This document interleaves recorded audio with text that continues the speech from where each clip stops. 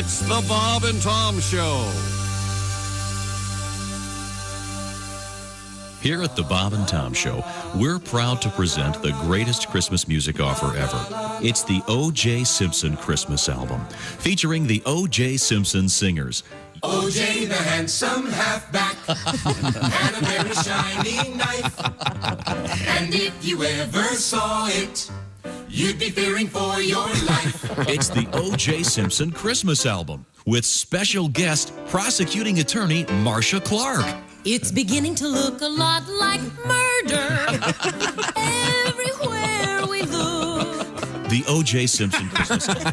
You've never heard anyone sing in a courtroom quite like Marcia Clark. Oh, DNA, oh, DNA. Too bad your blood type matches. The Bob and Tom Show presents the O.J. Simpson Christmas album. And you'll hear from the man himself, O.J. Strippers and hookers and young blonde Caucasians, big boobs and cocaine on special occasions. All of the perks that celebrity brings. These are a few of my favorite things. La la la la, la la la la. O.J. really puts the sleigh in one-horse open sleigh. It's the O.J. Simpson Christmas album. You'll learn about O.J.'s life behind bars. A large and hairy gentleman will share a cell with you. And if he wants you for his wife, you better say I do. La la la la la la la la. What's that sticky glue? Oh, no. It's the O.J. Simpson Christmas album. You'll learn about all of the exciting evidence. He dropped a bloody glove that was dumb, dumb, dumb, and gum. Really dumb. The O.J. Simpson Christmas album, including the great Bing Crosby O.J. Simpson tribute. I'm dreaming of a white Bronco, just like the one Al Cowlings drove. The O.J. Simpson Christmas album, only from Bob and Tom Records. Order now by calling 1-800-%GUILTY. It's a killer.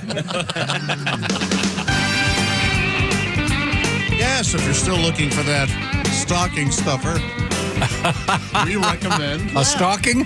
Stocking stuffer? Did they find the real killer yet? No. And now that OJ's gone, we may never. Oh. He was really leading that whole. Yeah. It's the Bob and Tom Show. Every day out there looking on golf courses. If the real killer had been maybe a maintenance guy at a golf course, he might have found him. Yes. If he was a greenskeeper, we'd the mystery solved. There's Christy Lee at the Silac Insurance Company news desk. Hi. Pat Godwin's there. Hey, Josh. Jeff Oskay's at the Prize Picks Sports desk today. Howdy. Ace Cosby across the way. Hey, Josh. I'm Josh Arnold at the I Hate Steven Singer sidekick chair, and there's Tom. And Tom, we all want to thank you very much for our Christmas party yesterday. Yes. A little bit of lunch. Yeah. It was fun. Nice. It sure was nice. Got the group together for some barbecue, courtesy of the Smokin' Pastor. Mm-hmm. And by the way, the Smokin' Pastor, it's smoking as in barbecuing, not... Yeah, not standing outside smoking cigarettes in cigars or something. Yeah. Although, what's that movie, Conclave? Yeah. One of the only funny moments in that movie is when they focus on that giant pile of cigarette butts because all the priests are out there smoking. Very funny. Very stressful job. Yeah, I can imagine, yeah. There are probably a handful of priests out there that still smoke. Not too many, but... Probably, yeah. I mean, why not? Well, you don't see people smoking much anymore, do you? No. Yeah, they're out there. And when you do, you're like, It's, oh. it's crazy. It's always such a great character device to have a priest smoking. It's like, okay, he's a man of the cloth, but he's still got he's not perfect. Yeah, he's human. Yeah. Yeah, there is something about that. I mean, he's got to give up a lot of stuff. Right. Hey, Right. you know, it's like everybody. Well, you talk to someone who maybe they've given up alcohol and they always have. It's like there's one thing left. You know, hey, look. You know, don't take my Splenda. I've given up sugar, cigarettes, booze, whatever. Remember Obama smoked, but he quit before he went to the White House? Yeah. Allegedly. And I say that because why not keep smoking? Yeah, it's okay. Yeah. I think he did. I don't care. I think he did snuck too. it. Right. You'd catch Wouldn't him. you? Yeah. Get off the phone with world leaders. Yes. All right. All right, yeah, I got Putin again. You know, he's not giving up an inch. Give me some camels. Do you think they make him go outside, though? Absolutely. Yeah, Like I by think the he did basketball go out. court and Probably stuff. did. Crack the window. Yeah, but who's going to by the way, who's going to go? Mr. President, you can't smoke in in your here. office, yeah. Really?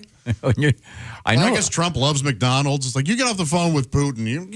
Would somebody give me a quarter pounder? Yeah, no kidding. It's okay. I got to deal with this Russian a-hole. Right. I want some fries. Yes. I knew a guy that had been part of the what do you call it? Secret Service detail, and he said that Bill Clinton would occasionally, grab a smoke. A cigarette? Really? A cigarette. Okay, wow. Yeah, and then there was, of course, the whole cigar thing, but Right. that was later. And the old didn't inhale thing. Yeah. Right. Yeah. No, was that him? That did Yeah, that? that was him. Oh, that's right. Yeah, Jimmy Carter was the guy that lost it in his heart. Yeah, on the Playboy interview. Boy, they when they follow politics, they really latch on to the dumbest crap. One tiny little Yeah, mistake. and Jesus. Okay, yeah. Well, in that case, I mean, nowadays I think it's different. But back when Clinton shouldn't have done the whole I smoked, but I never inhaled. Yeah. You could run for president now. You could have one of those gas masks on, hooked up to a giant hookah, huffing a pound of the greatest weed ever produced, and no one's going to care. Of course I smoked. I was a progressive in the 60s. Yeah, It's all we did. Well, let's see. We have letters to get to. We actually have a couple really funny stories. One of them kind of involving, not really politics, but I guess world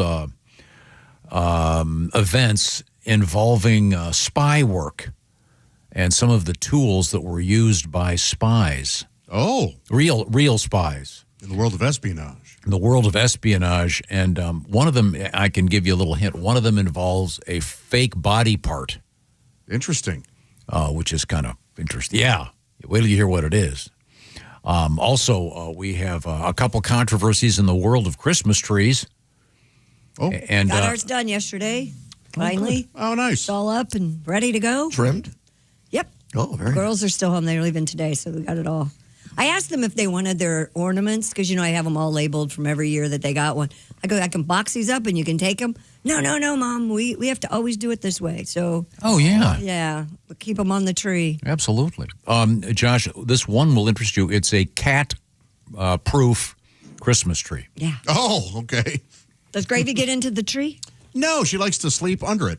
But she doesn't bat the ornaments around? No, there was when she was young. Okay. Ira, she's 3 now, but when she was a kitten, she would. Yeah. And then I found her in the middle of the tree one time. And we can do this story today because Chick's not here. Right. Oh, yeah. don't have to hear If he were here, we'd hear his tragic story about a cat in a Christmas tree. I like that story. You like that story? I do. Yeah. No, it's There's horrifying. something dark and crazy about it. There's something dark and awful about it. We're not going to discuss it. Also, today we have one serious story, a cheese recall, a huge one. If it's a shredded cheese that may have metal fragments in it. Oh. And it's one of those cheeses that's sold under a variety of names, but stores include Walmart, Aldi, and Target that have this stuff. So if you're a shredded cheese person, go to the FDA website. I mean, there's a list of like 50 names of various cheeses that may potentially have metal in them. So if you don't want to shred your throat, you might want to watch out for the shredded cheese. FDA go to the FDA website and they'll. And sometimes isn't it fun just to go in there and grab a pinch of shredded cheese? Yes. As a little snack. I did that last night. Isn't that great? Yeah. Yeah. Yeah, sure. You kind of put it in your lip like it's like it's Shaw. Does it dissolve? I'll have to try that. Putting it in there, just leave it in there. Like I think I told you 2 years ago, I had this thing where I'd wake up in the middle of the night and go get a slice of Swiss cheese. Huh. And go back to sleep. And finally, one morning, I woke up with a mouthful of Swiss cheese. And I was like, well, I'm done doing that before I choke to death in my sleep. Well, that'd be embarrassing. Yeah. Well, what happened to him? Well, It was the cheese that took him out. Had he not chewed it up, he could have breathed through the holes. But That's why I don't snack at night. How'd he die? He choked on cheese. Of course he did. I can't allow Found him with a Jimmy John's in his throat. Also, speaking of cheese, we have more science about cutting the cheese. Oh, wait till you hear this one. It's the relationship between flatulence and Alzheimer's. really? And this is from the National Academy of Sciences. I have a lot of problem with this story. With this story? Yeah, because if you're around a lot of old people, that's all they do, so they should never have Alzheimer's. Well, yeah. Well, you make that's a valid point. I mean, I don't know seriously. that. So is that if you huff farts? well, it's you'll see. This is from the distinguished Johns Hopkins University. Yeah. So if, can you imagine if you meet someone? Hey, you work at Johns Hopkins? What are you, a brain surgeon? No, I'm studying fart huffing. Oh, okay, great. Glad they didn't cut off your grant money, but we'll find out. There is actually a relation. It involves something like sodium sulfide or hydrogen bombs. I forget what it is exactly. Something with hydrogen or sulfide. That's all on the way. We have some sporting news. We have a great story in the world of the WNBA. Really cool story. Oh, I'm anxious to hear it. I don't know this. It's one of my pet peeves has always been these sports pundits who, what a loser, blah, blah, blah. And, none of these guys could catch a baseball if you threw it at them. Uh-huh. And this is a guy that was mocking the skill level of the WNBA players, and he's brutally humiliated. Yeah. It's one of the great moments in sports this year by a terrific player from the WNBA. We'll get to that coming up. And real quick, I do have an update on the "Baby It's Cold Outside" controversy. Oh, is that still That's a a controversy? brewing? It's a little. I got just a little bit of an update. I wanted to find out if that was still a thing. Okay. And of course, there's always some fringe group that finds some conspiracy about it. Whatever. We'll get to that because we love the fringe folks out there. We also have your letters. You can reach us, Bob and Tom, at bobandtom.com. Also coming in this morning, one of our favorites. I always want to say comedian and singer, songwriter Edwin McCain's going to stop by. We've got our shoe-in of the week with our big winner from last week, Dan Frederick. We'll be talking to Dan. Also, Joey Chestnut's going to stop by, and comedian Al Jackson. Ooh, big show. Yeah, right now the Bob and Tom Show brought to you by BetterHelp. Holidays, a time of tradition, of course. I think everybody, Christy, you were talking about the tradition of the Christmas ornaments at your place. It's also a time for reflection. It's also a time for a lot of tension. And perhaps a tradition you could start would be checking yourself out a little bit with some therapy. And BetterHelp is all about accessing therapy during the holidays or any time. And you access the therapy online. You'll get hitched up with a therapist. You can switch anytime. No additional fees are involved. And the therapy is done online, so it's a lot more convenient. Of course, you could do it in your car. You could do it at your office, at the shop. You could do it at your house, whatever. You deal with a therapist one-on-one in a traditional manner, but it's done with your smartphone as a Zoom call or your computer or whatever. Over 30,000 therapists are working the program worldwide. And BetterHelp also has been helping more than 5 million people. And by the way, does it work? Well, they have an average rating of 4.9 out of 5. So it's been very helpful for a lot of people doing live sessions with BetterHelp. So this December, start a new tradition by taking care of you. Just call pound 250 and say the keyword BT show to get all the information. Once again, it's pound 250. Say the keyword BT show. Just find out what's going on. See if this might be something you'd like to do. The keyword, once again, BT show, like Bob Tom show. After going, you just call the pound thing and then 250, pound 250, the keyword BT show. Find out what's going on with BetterHelp, and BetterHelp sponsors this portion of the Bob and Tom show. Also coming up, OnlyFans and the IRS. This is interesting. You'll find out about that and everything else right here, the O'Reilly Auto Parts Studios, the home of the Bob and Tom Show.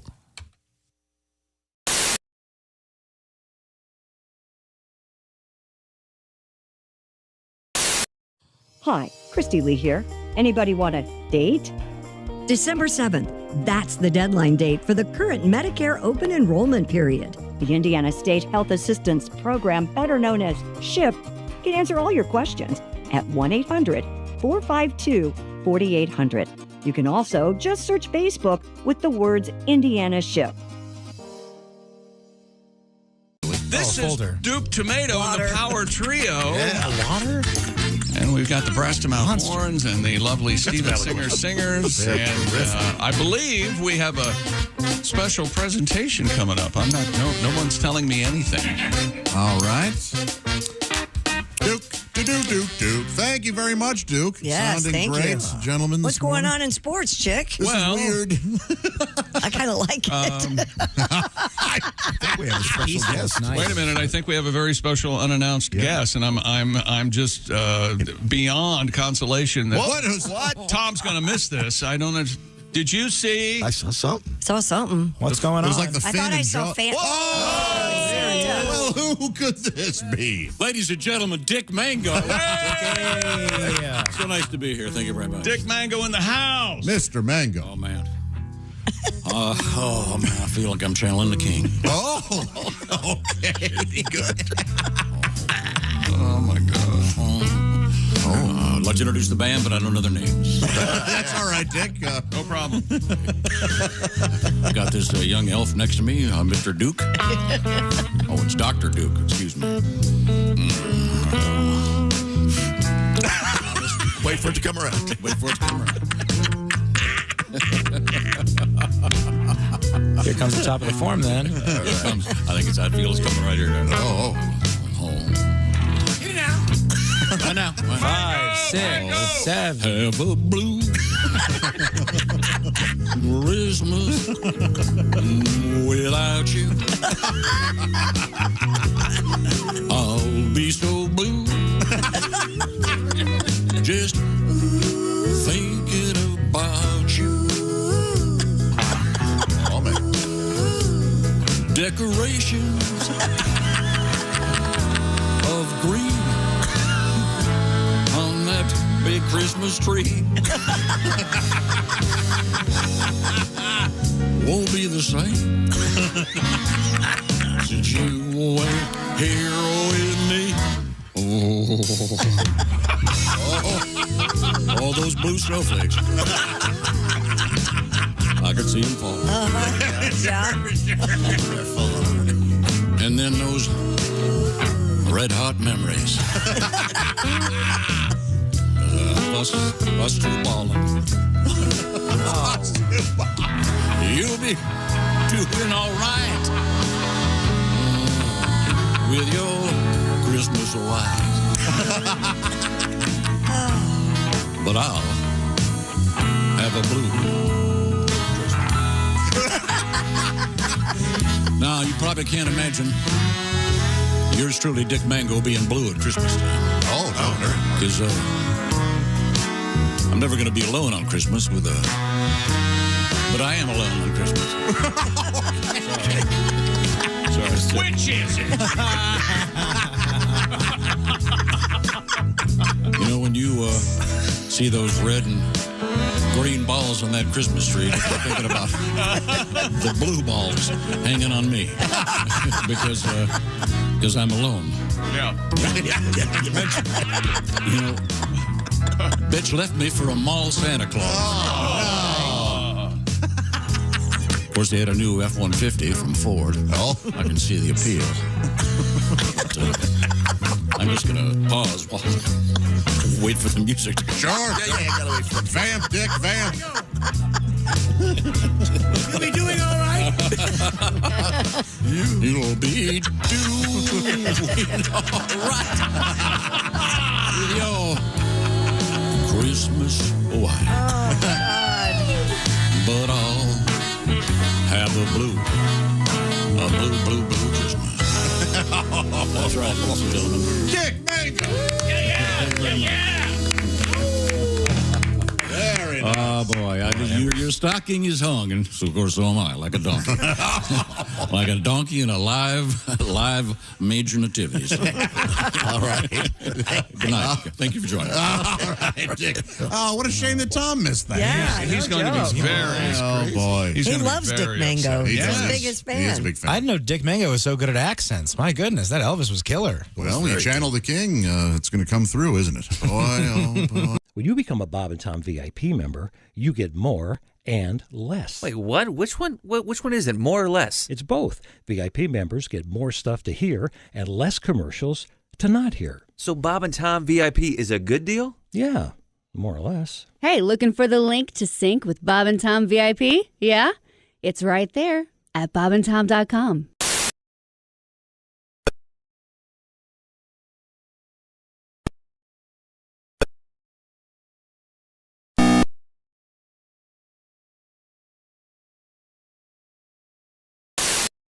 Hey, it's the Bob and Tom Show, live from the O'Reilly Auto Parts Studios. Christy Lee's at the Silac Insurance Company news desk. Hello. Pat Godwin's there. Hey, Josh. There's Jeff Oskey at the Prize Picks Sports Desk. Hey, man. Ace Cosby's over there. Hey. I'm Josh Arnold at the I Hate Steven Singer sidekick chair, and there's Tom. Hello. Checking, testing. Okay, very good. I got home yesterday, and we had purchased walkie-talkies. Oh, that's always fun. Nice. But the walkie-talkie technology now, we got 3 of them for $25, and they were terrific. So because when you start with walkie-talkies, of course, this is with my 9-year-old daughter, and you're standing right next to her. Right. Yeah. Are you there? Yeah. Then you teach her the lingo. Roger that. That's a good one. And then over versus over and out. But you're standing right next to them, and then you go, okay. Then I'm going to go to my room. You go to your room upstairs, and they still worked. And then I did, okay, I'm taking the dog out. And I figured for $25, these things, I'm going to get to the end of the driveway. And it's, no, this thing worked great. Awesome. Works better than this thing I've got over here Really? at the radio station, so I can talk to Mark back there. Did you get them just for fun, or? Yeah.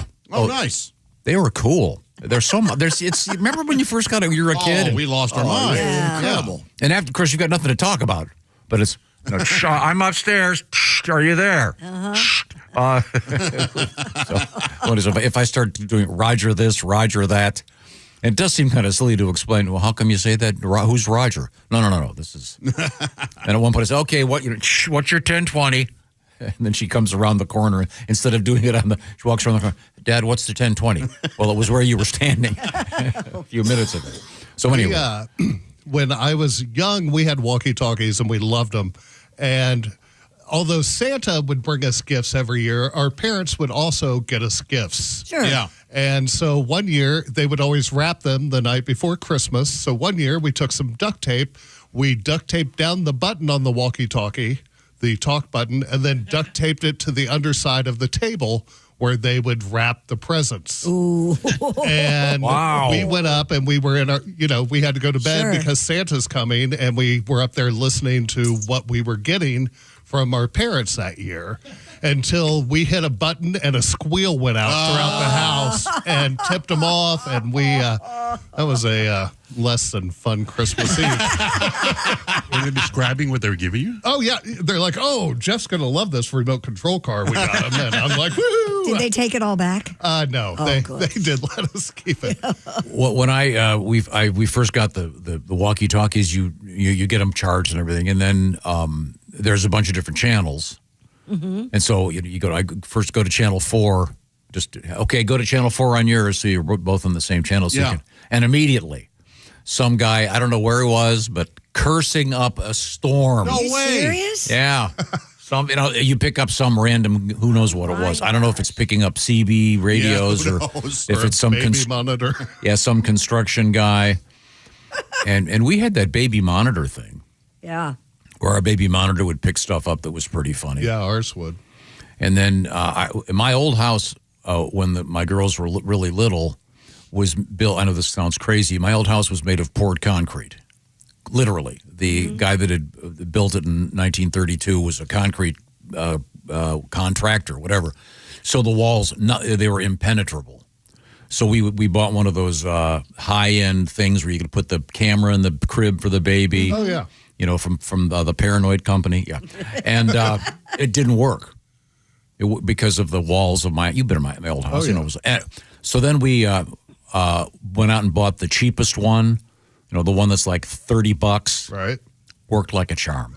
So what I'm figuring is the cheaper one probably uses some kind of irradiating device. Oh, sure, the baby's fine until they turn 30 when the spores start. Who knows? But in any event, we got to get to our mailbag, ladies and gentlemen. Do you guys have any letters, or am I the only one? Yeah, I've got a Tomism here. Oh, good. What's that? Kurt, with a C. Do you ever? I apologize for being curt. Yeah. You ever use that word? Yeah, that's a good one. I'm an occasional hockey watcher, says Kurt. I don't know all the rules, but understand the concept of the game. There was a close play at the net, and the puck got cleared. I told my daughter, oh, man, he should have deflected it in the net off his ice cleat. His ice shoe or boot. My 13-year-old daughter immediately said, his skate? Do you know that I have strap-on ice cleats? What? Oh, they go on the bottoms of your shoes? Yeah. For walking outside? For walking your dogs? Yeah. They're I've seen like a online, rubber net thing with metal. Yeah, they're great. Right. I've already got them out. Yeah, they're really good. Yeah. Well, yeah. I mean, you can have really great boots on, but if you hit the ice the wrong way, you're going to kill yourself. Sure. Extra protection. I've broken enough bones. I don't need to break my skull, because especially when you've got a big dog. You know, Do they pull? Do they? Occasionally, you know, they'll see what can they see? Oh, I know anything. Yeah. Then I had an interesting thing going on. The Pavlovian response that dogs have. Sure. That guy's overrated. Why? Anybody. You have a cat, right? You have a cat, right? Course. Do you have an electric can opener? No. Okay. If you have, anyone that has an electric can opener and a cat can tell you. They can tell when I start to open the tin can. Yeah. Response. Yeah, they'll run in. Hey, guess what? My dog Brody, Jimmy's dog Brody, guess what? He does not like the actor Sean Penn. I watched the movie last night that had Sean Penn in it, the brand new movie, One Battle After Another. Every time Sean Penn came on, Brody went, "Rrrr." Are you not serious? for any other actor. You know, people in the theater did that too when I saw that. Is that odd? That's for a dog to do that? Yes. That's interesting. Yeah, I've never heard of It's it. like, is there something in the register of his voice? I don't know. What? Maybe. Weird. You'd bring that movie. Did you? So you saw this movie? Yeah. Did you like it? Yeah, I loved it. Okay, because it's winning everything. Which one is it? One battle after another. Oh, okay. Yeah. I mean, it's this week alone. It has picked up a Gotham. It has picked up the best film at the New York Film Critics Circle, and then yesterday the National Board of Review Awards gave it Best Picture, Best Director, Best Actors. I mean, it's killing. Well, my point was going to be one of the UPS guys carries dog treats with him. Yeah. So now my dogs, it's not the guy, it's the truck. Oh, sure, yeah. So if I'm out there and they see the truck, all bets are off, especially if I've got both of them with me. So you're saying anyone would have, Pavlov just was lucky enough to go, hey, this is... Yeah, but I mean, it's a moron would go, wait a minute, he sees large truck, associates it with this one guy. Every time he sees a big brown truck, he wants to chase it, hoping he's going to get a dog treat. Do you carry treats with you when they do their business? No, I just praise them and just give them a lot of love. Yeah. I do that to everyone in my family.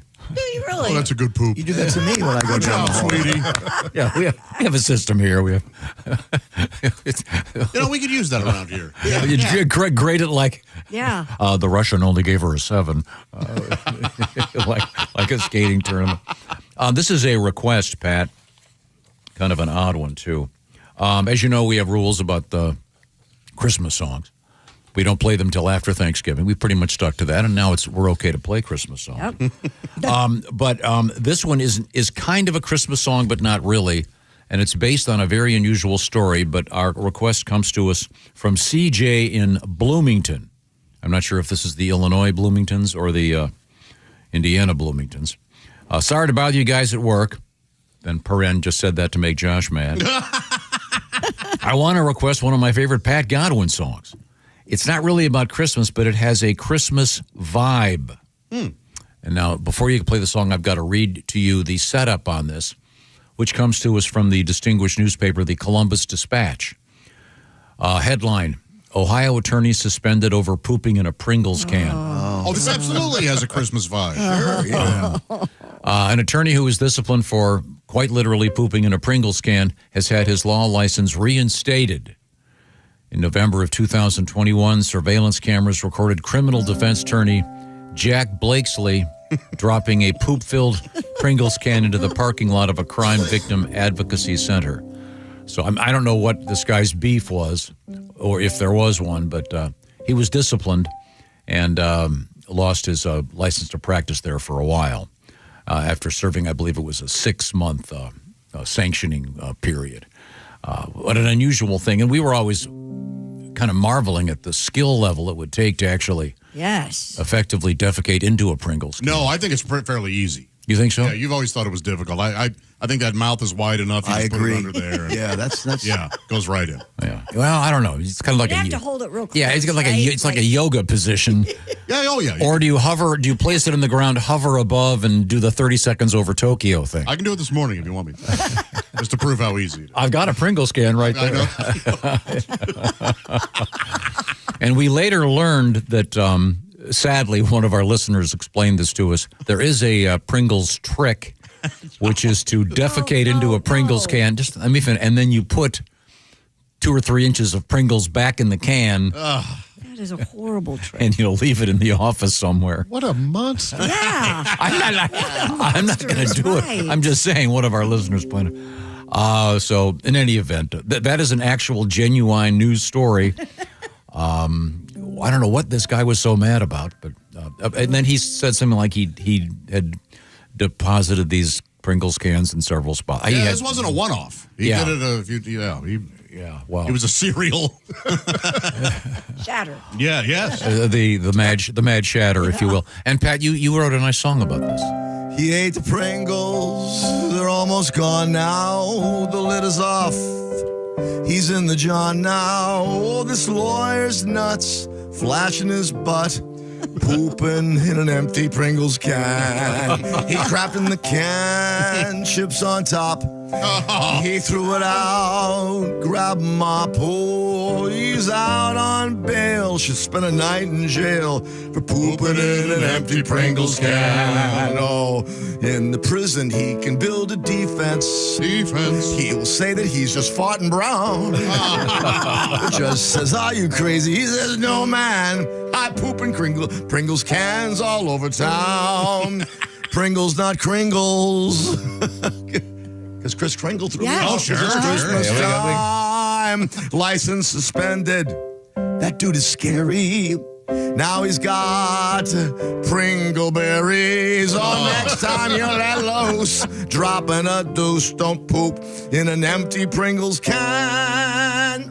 By request. Wow. What was his defense? I forget. It was if you don't defecate, you must reinstate. Something. Yes. Yeah. One of those. How many lawyers do you think since the old OJ thing have tried using a brief poem in this guy could have also gone with a quit. Yeah. He could have gone with a quit. Wow. What was going through his head when he did that? What a crazy thing. Yeah, that is crazy. A couple of other things. I got more letters. I'm sorry. Before we get to that. And by the way, thank you for that. That was once again from CJ. We appreciate your taking the time to write. Now, yesterday, I think it was yesterday, maybe the day before, we were talking about dentistry. We had we had a thing about some company. They're trying to cut down on the sound that dental drills make. Yes. Because there was a study associating the sound with pain levels and stuff. I don't know. I guess there's a correlation, but to me, it's the anxiety of hearing the and also it's the smell and the whole. Yeah. But Christy, you were saying you didn't think dentistry had advanced all that far. I'm a big fan. I'm a big fan. I love my dentist. You and I have the same dentist, Alex. I love Jen. The girl who cleans my teeth. Autumn, kind enough to write. She's a dental technician, and she's been doing it for quite some time. And she goes, "I love it. I'm sorry, Christy, dentistry has in fact changed greatly over the years. We're at a turning point. Kids finally like us. They're not terrified. We take a friendly approach in our office. By the way, if you're ever in the Commonwealth of Kentucky, you need a great dental office, come on by." Then she goes, in all caps, "I highly recommend the laughing gas." Yeah, I've never done it. Very good. I'm going to try it. Does he have that at our place? Sure he does. I don't know. You can just go to a corner store and buy it now. What? Yeah. What? You can buy it at gas stations now. What? Terrific. Yeah. Is it? Is this the thing where you take like the Ready Whip and? Yep. But they, that's a whip it. Well, they got rid of the Ready Whip. They just give you straight cans of nitrous now. Oh. Wow. Yay! The world's going to. I've seen him at concerts. Yeah. But I mean, Or outside in of a dental office, they're mixing oxygen with the nitrous oxide because nitrous oxide has no O2 in it, right? Right. So it could kill you if you Right. just okay. So yeah, that needs to be done with professional supervision, I think. So the laughing gas, I don't understand. You don't feel it or you don't care? No, it's a buzzing. It's very hard to describe, but it's like a buzzing. Okay. And they have different levels they can set it on. Huh. I asked for mine to be set on abuse. By the way, this Autumn continues writing P.S. I finally figured out why Ms. Alsman is always on the Allie Breen show with you guys. She's like the intimacy coordinator for Allie. You know what an intimacy coordinator is? On a movie. Yeah, it's one of those people on a movie set that help. Hey, are you comfortable? Is everybody okay? Yeah, this is a smart thing because they don't want to get sued after the fact by some actor or actress going, I didn't want to do it. I cashed the checks, of course, and did a big beaver shot, but I didn't want to do it. He's going to kiss your neck now, is that all right? Okay, good. Yeah, that kind of thing. Thank you, Autumn. And Autumn's point still makes no sense, though. Don't confuse us knowing what intimacy coordinator is, Autumn, with your point being valid. Okay, now, coming up, we have more of your letters. We have some exciting things going on in the world of news today. I'm very excited about a bunch of them, and that would include, in the sporting news, a so-called sports pundit getting his ass handed to him by a player in the WNBA. Just a great moment. Also, we have, would you like a spray-painted Christmas tree? Huh. You ever heard about that? No. Not the traditional so-called flocking, Yeah. but you can buy trees in various colors at this one tree farm. It's quite controversial. And OnlyFans people, the IRS is going to be watching you. Somebody's watching you. I'll tell you why. What you got coming up in sports over there, Jeffrey? Oh, man, lots of stuff. All right. Okay, no specifics, just... Oh, yeah, I like to leave it hanging. Well, you already mentioned the WNBA. We also have a stupid world record with a puppy dog. Oh, and it's a good one, too. Oh, yeah. Right now, I want to say hi to my buddy Steven Singer from Steven Singer Jewelers. You can peruse the inventory by going to IHateStevenSinger.com. I will urge you right now to go to bobandtom.com/contest if you'd like to win a $500 e-gift card from Steven Singer Jewelers. Just pick the winners in Week 14 of the NFL. Those games begin this evening. So get those entries in today, please. It's just pick the winners. Don't worry about the spread. Steven Singer Jewelers, he's got something interesting going on. You probably heard that gold prices are way, way up. Diamond prices, same deal. Steven Singer locked in his diamond studs at the same price as last year. Apparently, Stephen has lost his mind. So you can take advantage of the dementia that apparently has kicked in with Mr. Singer. How could he possibly be doing this? I don't know. He's the man.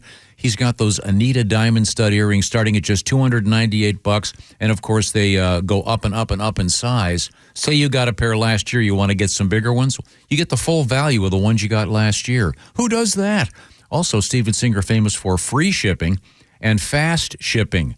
If you order some of these today, they'll be in the mail this afternoon. If you get your orders in before 2 o'clock, they go out the same day. It's IHateStevenSinger.com. Peruse the inventory. Lots of other cool stuff there, of course.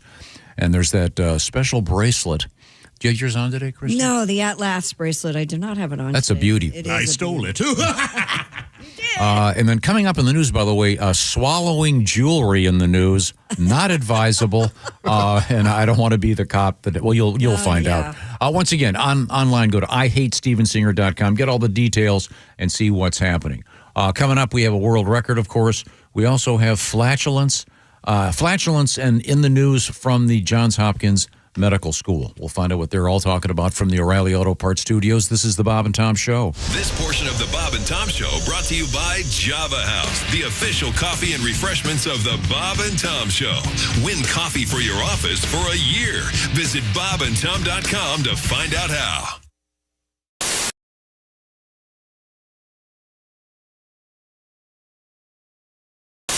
And as most people can tell by looking at me, I got a couple cats. Yeah. I think that's clear. And so here's what happened. There's 2 cats in the Smith household. And this last Thanksgiving, one of my cats got sick, man. Ooh. Oh, no. And if you don't have cats, you might be saying, hey, Og, how did you know your cat was sick? Oh, they let you know. They don't suffer in silence, okay? There are basically 2 levels of cat health. There's perfectly fine, and then there's what the hell is wrong with your cat? And we were at DEF CON 2, right? But it was Thanksgiving, right? So I had to take him to the ghetto vet. Because A, that was the only vet that was open, and B, that's where we live. Right? So I take him to the ghetto vet, and the ghetto vet looks at my cat, and he asked me something no medical professional has ever asked me before. He says, is money an issue?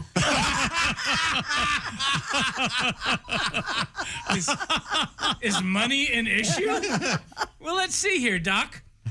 I'm parked illegally at the Smart and Final across the street because your only 2 parking spaces are currently filled with broken refrigerators. So, yeah, I'm going to go ahead and say money is probably an issue today. Is money an issue? I'm at the hospital instead of the pet hospital because the pee has fallen off of your building. I know this because it's still leaning up against the side of the building. A building that, by the way, was clearly a Taco Bell within the last 6 years.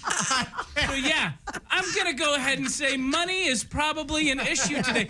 Is money an issue? No. I'm an eccentric billionaire. And what I do for fun is every day I grab a messed up cat and I drive from Malibu to a crappy part of the valley and I find a vet next to a transmission shop and a check cashing place and I play Price is Right with who can keep the cat alive the cheapest. That's who I am. Is money an issue? The cat was free, man. And now you're hitting me on the back end? What kind of Columbia Records crap is that? Because we did it the right way. Because if you want a cat in California, you can't go buy a cat. That's what fascists do. Oh, man. Right. You got to head down to the shelter, baby. Yeah. And you got to hit kitty death row, man. And you got to walk the green mile, the feline mile, man. And you got to look in the hollow eyes of the dam. And you got to pick yourself out a street cat, man. Yeah. You need a cat that was born behind a dumpster in a driving rainstorm, quickly abandoned by its family that had to fight for every morsel of food it's had up until that very moment. Because who doesn't want a house pet with severe PTSD for the first couple years of owning it? Who doesn't want a cat that goes every time you enter a room? Who doesn't want a cat that swipes at your face every time you take a nap on the couch because you represent the man that did the bad thing? Who doesn't want a pet that views you as the enemy constantly? Look, and here's the thing. I ain't the Innocence Project, man.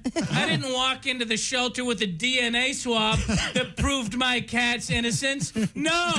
Whatever my cat was on death row for, he did that stuff, man. My cat is guilty, and I'm just putting him back into the public.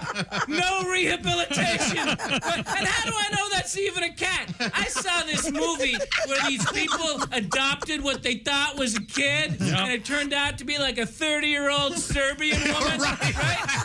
This happens all the time. You think you get a cat, and it turns out to be an escaped lunatic from Eastern Europe. It happens so much that they make movies about it. Anyway, the point is, the cat's fine, and it costs $238. Okay. That was the number we decided on. There was a negotiation.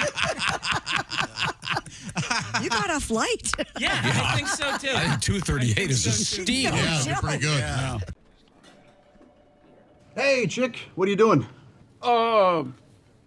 Working on radio stuff. Oh, well, you missed the meeting. Oh yeah, what'd I miss? Actually, some pretty cool stuff about Silac. Get this. All right. If people have a 401k from a former job, Right. they may be able to roll it over into a Silac annuity and get a 20% bonus bump. Nah. Yeah, huh? Let me run some numbers. So I've got a $100,000 401k, and I switch it over. $100,000 becomes $120,000. Yes. And $200,000 becomes a $240,000 Silac annuity. That's right, but chick, you know you have a calculator on your phone, right? Oh, I prefer this one because I like big buttons, and I cannot lie.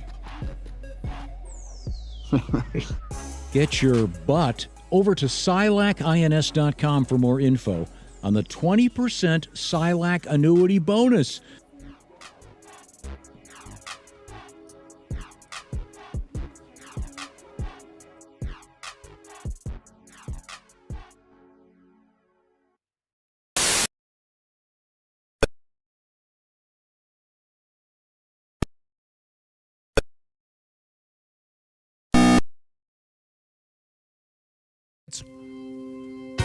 Hey there, it's the Bob and Tom Show, live from the O'Reilly Auto Parts Studios. Think O'Reilly Auto Parts for all your car care needs. Get the parts and service you need fast from the professional parts people at O'Reilly Auto Parts. Christy Lee's at the Silac Insurance Company news desk. Hey. Pat Godwin's at the keyboard and guitar. Hello. Jeff Oskay's running the Prize Pick Sports desk today. 2 on Wordle today. Whoa. Oh. Haven't done it That's yet. right. Stand back. Look at you. Ace Cosby running the show today. People don't realize he can shut us all down with one. With what? That was good. Very good, Ace. You mean just by pressing that button? Okay. I'm Josh Arnold at the I Hate Steven Singer sidekick chair. There's Tommy. We'll get back to some more mail. Some sad news. One of the greats in the world of soul, R&B, rock and roll, and everything else. Steve Cropper has died, the great guitarist and producer and songwriter. He was 84. Yeah, he did some stuff with the Blues Brothers. Yeah, he was along with Duck Dunn. Yeah, the bass player. They were in the Blues. I mean, the Blues Brothers, but they were kind of recreating stuff that they had already. Steve Cropper wrote or co-wrote "Sitting in the Dock of the Bay," man, in the Midnight Hour. Yeah, and I queued up this one. You'll recognize this one, I hope. Oh, sure. And with that band, Booker T and the MGs, he was inducted into the Rock and Roll Hall of Fame in 1992. God, he's good. It's hard to pin down why this is so great. It is. It's so simple and it's so cool. It's one of the coolest songs ever made. Absolutely. It shows up in movies and stuff. But by the way, are the MGs in the name Booker T and the MGs? Are they referencing the car? The car? I don't know. They're not. I asked Duke's organist. Yeah.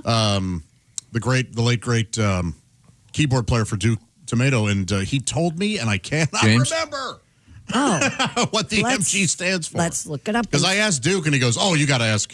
What was that gentleman's name? James, thank you. Because you got to ask James. He knows everything, and I did, and James immediately knew it. Is it some like code word or something? Because in these days, did you find Stands out? for Memphis Group, according to this. Oh, okay, Yeah, that makes sense. Yes. Yeah. They were like the house band. Right, for Stax at the Stax recording studio. But they're in the movie The Blues Brothers. Cropper had his hair pulled back. Great player, obviously. Yeah. For sure. Produced some music for John Mellencamp, among many other people. The famous Stax sound. Not a household name, but everything he did was pretty much. He was. He was. I read many interviews, and he would always say, "Look, I'm a band guy." He didn't want to be the guy out front. But, well, that's. He didn't want the attention. Remember in the Blues Brothers when Belushi goes, "Play it, Steve," and that famous, very economical solo that he plays. It's great stuff. We are going to get back to our mailbag, if you will. You can reach us, Bob and Tom, at bobandtom.com. Let's see, we covered laughing gas. You ever call your scrotum your mailbag? I don't. M-A-L-E, of course. Yeah, okay. I appreciate that. And actually, believe it or not, oh God, you're like a psychic today. Coming up in the news, we have a serious news story involving scrotes? Involving the scrotum. Oh, the old nutcase? Satchel? The scrotum and spy work. Wow. Yeah, like real, legit, not fake James Bond stuff. Right. Yeah. We actually have scrotums in the news. You refer to it as the male scrotum. Is there a female scrotum? No, I refer to it as the male bag. Oh, I see. Yeah, Yeah, females don't have a scrotum. I don't know if you've looked down there lately. I'm surprised you don't demand one, much like the orgasm demand. If you have one, we get one too. Okay, all right, calm down. Let's see now. Oh, this is really inside. Okay. Sometimes these get really obscure.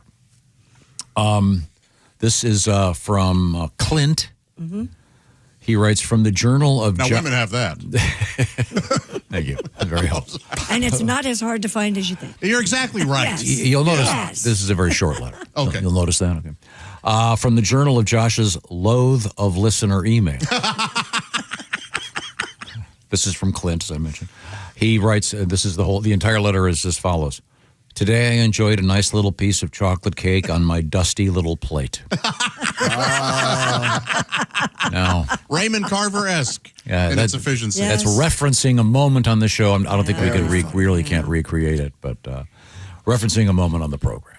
It's been on social media. Yeah, it's actually blowing up on our social social asked if media. Josh had a salad plate at his house, and then you said it was probably dusty. I didn't ask. I was just saying before Thanksgiving, if you use,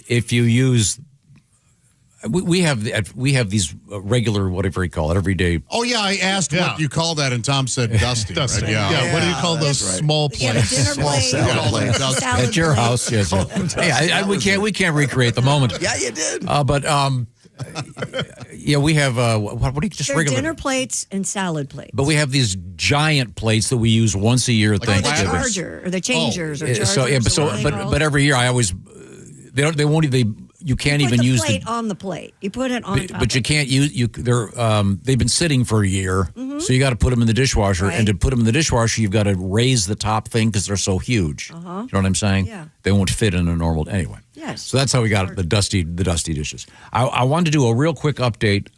This involves the song we were talking about the other day, "Baby It's Cold Outside." Ah, a good one. You may recall there favorites. was a controversy in 2018. Yep. Which you might call the height of the Me Too movement. A station, I want to say in Cleveland, Ohio. I think it was Cleveland. They pulled the song "Baby It's Cold Outside." It was the station was called Star 102 in Cleveland. They removed the song from their playlist. They thought it was inappropriate. Oh, great job there, people. You really saved the world. It had been labeled the date rape anthem. Right. With lyrics such as "Say what's in this drink," et cetera, et cetera. Yeah, We're booze. talking about alcohol. Exactly. That was just it was booze. Right. And we found out the other day that the song had been written kind of as a joke between this man and was it Frank Lesser? And and his wife, and they would do it at dinner parties. Yeah, it's a cheeky little tune. And then John Legend and Kelly Clarkson felt like they had to redo it. It's a great song. And then even I wanted to see if it was still banned, so I did a bunch of research yesterday. And there are still a handful of stations that are playing it. But a station in San Francisco had their audience vote, and they voted to put it back on. So the song is back on in San Francisco, and I'm sure many other places. So feel free. But now, Pat, you have your friend Frank Sinatra here with us. Yeah, we all love the Dean Martin version, but I think Frank Sinatra says it best. His version is just incredible. Let's do that for them, Christy. Start us off, darling. I really can't stay. You're staying. Thank you, Frank. We don't even need the accompanist. We'll pay you on your way out the door. Coming up, speaking of music, great musician is going to be joining us. Mr. Edwin McCain will be stopping by, along with Joey Chestnut will be our guest today, comedian Al Jackson, and our Shoe-In of the Week winner, Dan Frederick. I'll remind you real quick, go to bobandtom.com/contest. Get your NFL picks in. You could win that special $500 gift card from Steven Singer Jewelers. We're coming right back to the O'Reilly Auto Parts Studios. This is the Bob and Tom Show. Thanks for listening to the Bob and Tom Show this morning. Catch any part of the show you missed later today on our YouTube channel. One of my favorite things about the holidays is the look on friends and family's faces when they open their gifts. And one of the biggest smiles I get is when I give the gift of Omaha Steaks. You can give them USDA-certified tender steaks, juicy burgers, cozy and convenient comfort meals, and so much more. Every year, I send my brothers boxes of Omaha Steaks, and they love it. They don't need another tie, but they sure can use some great steaks. Not only do they have fantastic steaks at Omaha Steaks, they have mouth-watering burgers, chicken, pork, seafood, and delectable desserts. Omaha Steaks offers unrivaled quality and variety, and every bite is backed by their 100% guarantee. Save big on gourmet gifts and more holiday favorites with Omaha Steaks. Visit omahasteaks.com for 50% off site-wide during their Sizzle All the Way sale. And for an extra $35 off, use the promo code BTS at checkout. Terms apply. See site for details. That's omahasteaks.com, promo code BTS.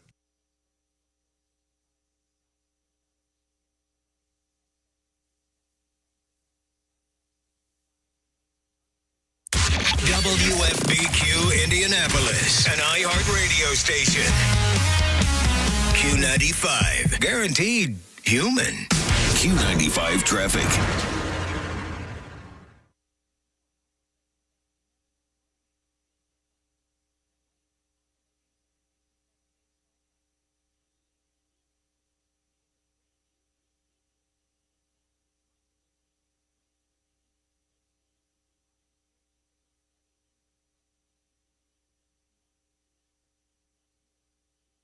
Macy's Backstage is a whole department inside your Macy's store where you can find so many holiday essentials, all for under $25. With new arrivals every day, you never know what amazing deals you'll find.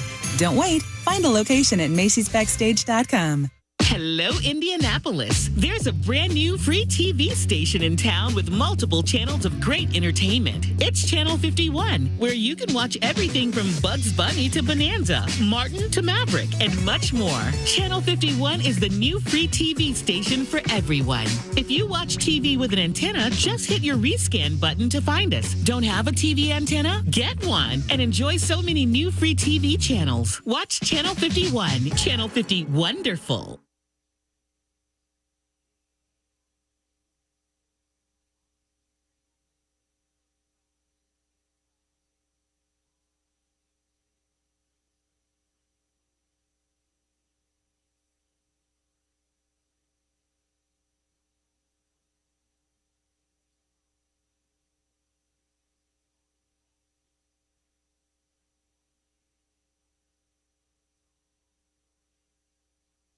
If someone asks you to pay your utility bill using a gift card or claim a big prize by covering a small fee with a gift card, it's a scam, no matter who it is. If someone asks you to pay with a gift card, it's a scam, always. Real companies and government agencies will never ask for gift cards as payment. Learn how to protect yourself at aarp.org/gift cards. That's aarp.org/gift cards. Paid for by AARP. Picture it, your holiday table, the family cooking together, the scent of golden brown bread, rosemary from roasted potatoes, and a salad so crisp it snaps.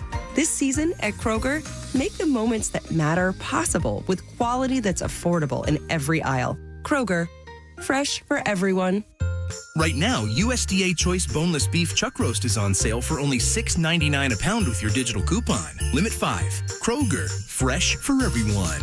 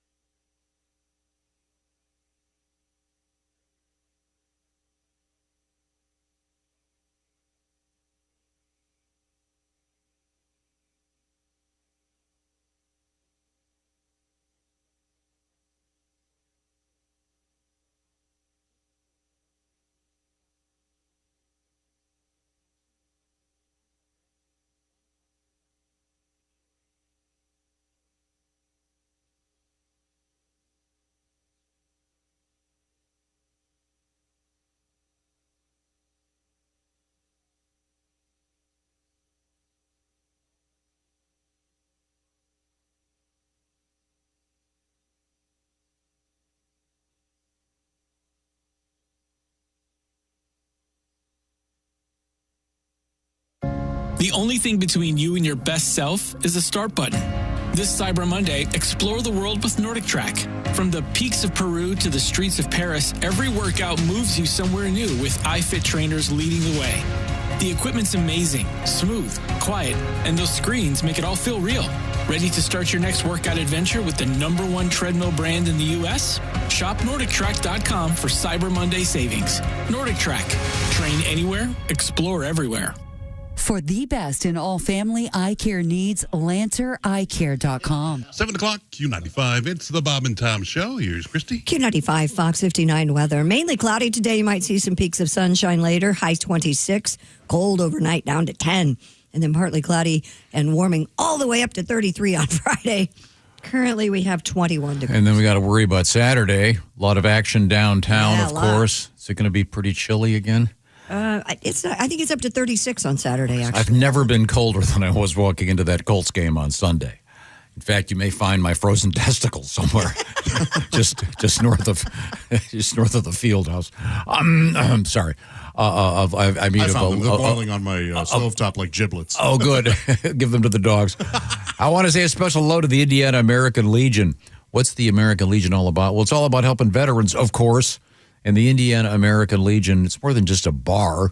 They've got all kinds of programs, including emergency financial relief for veterans, help with veterans on their VA claims, et cetera, et cetera. They've got scholarship funding, Hoosier Boys State Legion baseball, I should say, junior shooting sports, et cetera. So get the details. Learn what I'm talking about by going to indianalegion.org. They like to say Indiana Legion, where veterans and communities rise together. Legion all the way. Get all the information once again, indianalegion.org, indianalegion.org. Hey, you found us, the Bob and Tom Show, live from the O'Reilly Auto Parts Studios. There's Christy Lee at the Silac Insurance Company News Desk. Hello, Joshy. Godwin's there. Hey, Josh. Jeff Oskey at the Prize Pick Sports Desk for the next couple days. Hey, man. There's Ace Cosby. Hey, Joe. I am Joe Josh Arnold at the I Hate Steven Singer sidekick chair. Visit Steven Singer Jewelers at IHateStevenSinger.com to find out why he's the most trusted jeweler in America. But also, man, do you guys know this? The most hated jeweler in America. Ah. But the people who hate them are just jealous other jewelers. Jealous jewelers. Jealous? Jealous jewelers just japing and jesting. That's IHateStevenSinger.com. There's Tom. I'm not sure what just happened, but we'll move on. Speaking of Steven Singer, make sure to get yourself online. Go to bobandtom.com/contest. Pick your NFL winners, please. Week 14 begins this evening, and we'd love for you to win that $500 e-gift card from Steven Singer Jewelers. Our winner from Week 13, Dan Frederick, will be our guest coming up in about half an hour. And he's going to pick his picks against Christy Lee this week? Or I get to pick again. Yeah, we've got Chicks Picks posted. We can always grab those if we want. I'm happy. I don't know why we were talking about this yesterday, but we were talking about those saws they use to take off casts. Yeah, you were talking about that. And I was always wondering how they didn't, slice your arm off. Right. Got a letter about it. I've been listening for years, writes Angie, from Rio Grande, Ohio. Oh. So it's apparently north of the river. Yeah, yes. Yeah, that's kind of unexpected. She goes, we've worked for years in the orthopedic division. I've cut off thousands of casts. The saw blade is barely sharp enough to cut through the cast itself, let alone go through your leg or your arm. Oh, that's nice. We actually stick it on our own arm to show people that it won't cut them. The blade moves back and forth in a sawing motion, but the actual blade isn't so sharp. So, well, thank you. I think it's more about the vibration in that case. Yeah. And I believe they have circular saws now that have some of them that you can stick your finger in, the blade will stop. Well, let's not try. Yeah. Yeah, let's not. No, really. Why would you tell people that? I'll trust the booklet. Take your word on that. Yeah, I keep my fingers as far away from the blade as I can. Yeah. Now, if you'd like to write us a letter, it's Bob and Tom at bobandtom.com. Have we closed up our segment, or do you have I have one from Carrie in Iowa. She listened to They're all going to laugh at you. She listened to an older recording of the show and came across, I don't know if you remember this, but Chick was talking about using a potato to get rid of a wart. Do you remember him talking about that? She said, well, my grandmother swore by this old wives' tale. I had a wart on my knee. She made me rub half a cup potato, spin around, throw the potato. A few weeks later, it fell off. Weird. Yeah. How about that? I'm sure it's the spinning around that does it. Like any qualified scientist will tell you. She said it never came back. All right. So, some of these old wives' tales. Okay. Old wives, not dumb. No. Yeah, they know a lot. A lot of knowledge. There are a lot of dumb ones there, too, though. Well, you're skeptical of all this stuff. Of course. Yes. Okay, very good. I'll be more mindful of the... Yes, please do. Okay. Yeah, I believe that was the term yesterday.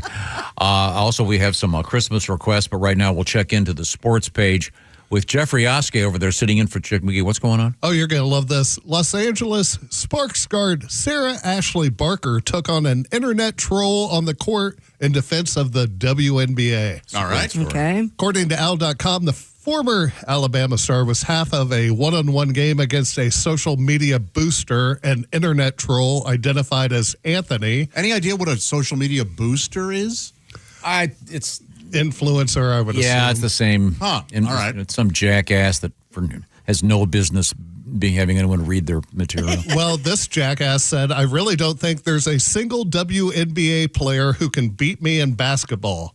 Well, she went on to beat him 11-2 in the matchup that was shared online. After trouncing the troll, Miss Barker said, need you to tell the camera that you're sorry to the WNBA and you're sorry to all the women. Yeah. He concedes saying, I've got nothing but respect for the WNBA. They know what they're doing. They're the best at what they do. They deserve all the respect. Well. The beauty of this is all of this guy's friends will never let him live this down. Nope. Gets trounced. Yeah. Of course he did, because they're incredibly skilled. Yes. I think this guy knew that. Oh, you think he did? He wanted the attention. Yeah. He wanted to be humiliated and embarrassed? Oh, maybe. There are men who like that. Or Pay a lot of money a great for that. way to meet. Great way to meet her if you wanted to. Yeah. It's the one. And everybody's talking about him boosts his numbers on his social media. Oh, yeah. And she was a star in Alabama. Yeah. Mm-hmm. And what I thought was funny was the name of the website is AAL.com. Right. And it reminded me of the Gary Goldman piece. I love that comedian Gary Goldman. Oh, yeah. Where he talks. You can find it online. He talks about how they, whatever it was, 40 years ago, they had to give all of the states had to have 2-letter identifiers. Yes. For the post office. Sure. And he's got it. I can't recreate it. It's brilliant. If you get a chance, Google Gary Goldman, former tight end at where was he? Boston College. Yeah, you don't have to. Great guy. It's a long show, Joe. No. It is a long show. It's 4 hours show. We can still do good the whole time. I'm a big fan. I'm a big fan of Mr. Goldman. I want people to receive What you want people to do is Google Gary Goldman states. Yeah. Not the That'll one do it. factoid you know about him. I know many factors. He's taller than you. Oh, my goodness. Has more hair. Want to hear more? Sure. We have more sporting news. What do you got over there? Well, we have a Guinness World Record. A dog named Ozzy is officially in the record books for having the world's longest tongue on a dog. Oh. According to the Guinness World Record, the French and Bull Mastiff mix from Oklahoma has a tongue that measures 7.83 inches long, beating the previous record of 5 inches. Do we have shattered? Do we have the picture of this doggy? And by the way, I took out a word in this story. I don't know why they always do this. It said the world's record for the longest tongue on a dog, parentheses, living. They always do that. Yeah, but because you're not going to measure a dog's tongue if it's dead, are you? Yeah, I guess they mean there may have been a dog in 40 that was. Oh, right. Yeah. Oh, I see what you're saying. Yeah, it's just so depressing. Yeah. And as we know, all dogs, when they do die, they go to heaven. Of course they do. Guaranteed, of course. Ozzy's owner, Angela Pick, said the family was delightfully surprised to find out their dog was a record holder. They'd brought him in for a routine nail trim, and as veterinarians took the opportunity to measure his giant tongue from the end of his snout to the tip. Do you have a better picture than that? That one is, they're showing the dog from 3,000 feet away. Dog. He has always had a tongue that sticks out of his mouth, she said, ever since he was born, but there's nothing medically wrong with him. We had him looked at a couple times by a vet. There's no dental issues or anything. It's just abnormally, awkwardly long. Yeah, he can't keep it all in his mouth. He It can't. has to No, hang it's out. always hanging out of his mouth. Right. Little guy. I loved in the cartoons when they would roll up, Yes. like a fruit roll up, and then the tongue would like roll out of the mouth. Oh, yeah. Have a howly, jowly Christmas. I'm just singing until we get the other picture here. But cute little guy. Not that little, actually. Yeah. Long old tongue. But his name is Ozzy. Yeah. I'm surprised they didn't go with Gene. Yeah. Oh, right. Yeah. Because of the- Gene Simmons. Oh, yeah. His brother, his dog brother would be Paw Stanley. Get it, Ace? Paw Stanley. I heard you. Okay. Wow, great audience. Like talking to a can of paint over there. Reference his favorite band. I get nothing. Coming up, Edwin McCain is going to be joining us, the great singer and songwriter. There you go. Look at there's a picture of that. Look at that tongue. It drops down below his neck. Well, that looks. Whoa. That looks disgusting. Yeah. Josh, if you had a tongue like that, picture. if you had a tongue like that, you could really lap up the gravy. Oh, it as they also say. says here he has the world record for the happiest balls on a dog. Happiest balls on a dog. One lick and he gets to the center of the Tootsie Pop. Man. What a sweet guy. What do you got coming up from the news desk? Coming up, we have a cat-proof Christmas tree. We have a Fabergé pendant in the news. Yesterday, we talked about the Fabergé egg. Now we have a pendant in a very weird place. And smelling your own farts might be good for you. We'll talk about that. Boy, that's a weird story. Yeah. Does it have to be your own? I would think. Yes. Okay, just wondering. I mean, it's in the medical realm. It would be very odd. It'd be very odd if your doctor said, "Well, go smell your wife's ass and call me in the morning." Right now, sorry. You'll see it's a medical thing. This portion of the Bob and Tom Show brought to you by Simply Safe. It was a decade or so ago that Chick McGee walked in one morning and said, "I spent about 45 minutes over the weekend installing a security system. Did it myself." Simply Safe, the home security system, and they've been really making a lot of advances of late. You can install it yourself. You can have them help you out. But Simply Safe is different. It's proactive. They have a double layer of defense that'll stop crimes before they start. If you get this one system, it's got AI-powered cameras that can spot potential threats outside. Live agents can talk to the lurker out there and let them know that they're on video and that the police have been dispatched. Get all the details by visiting simplysafetom.com. And by the way, this month only, take 50% off any new Simply Safe system. This is one of the best prices you'll ever see for Simply Safe. So check it out right now by going to simplysafetom.com. Lock in your discount, 50% off. Like they say, there is no safe like Simply Safe. No long-term contracts, no hidden fees. You can cancel anytime. And they were named the best home security system by U.S. News and World Report. And you can tailor the system to fit your particular needs. And don't forget those carbon monoxide detectors, smoke detectors, cameras, et cetera, et cetera. There's no safe like Simply Safe. Visit them at simplysafetom.com.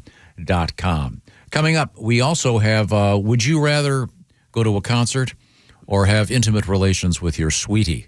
Well, we're going to find out what the result of a survey was on that topic from the O'Reilly Auto Parts Studios. This is the Bob and Tom Show.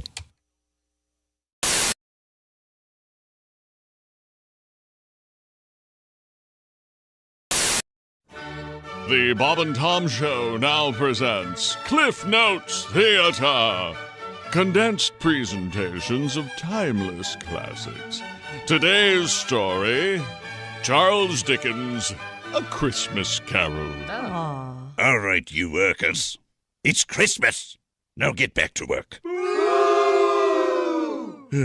I'm sleepy. I'm going to bed. Hey, Scrooge, I'm a ghost. You need to change. Okay, I learned my lesson. Here's a turkey.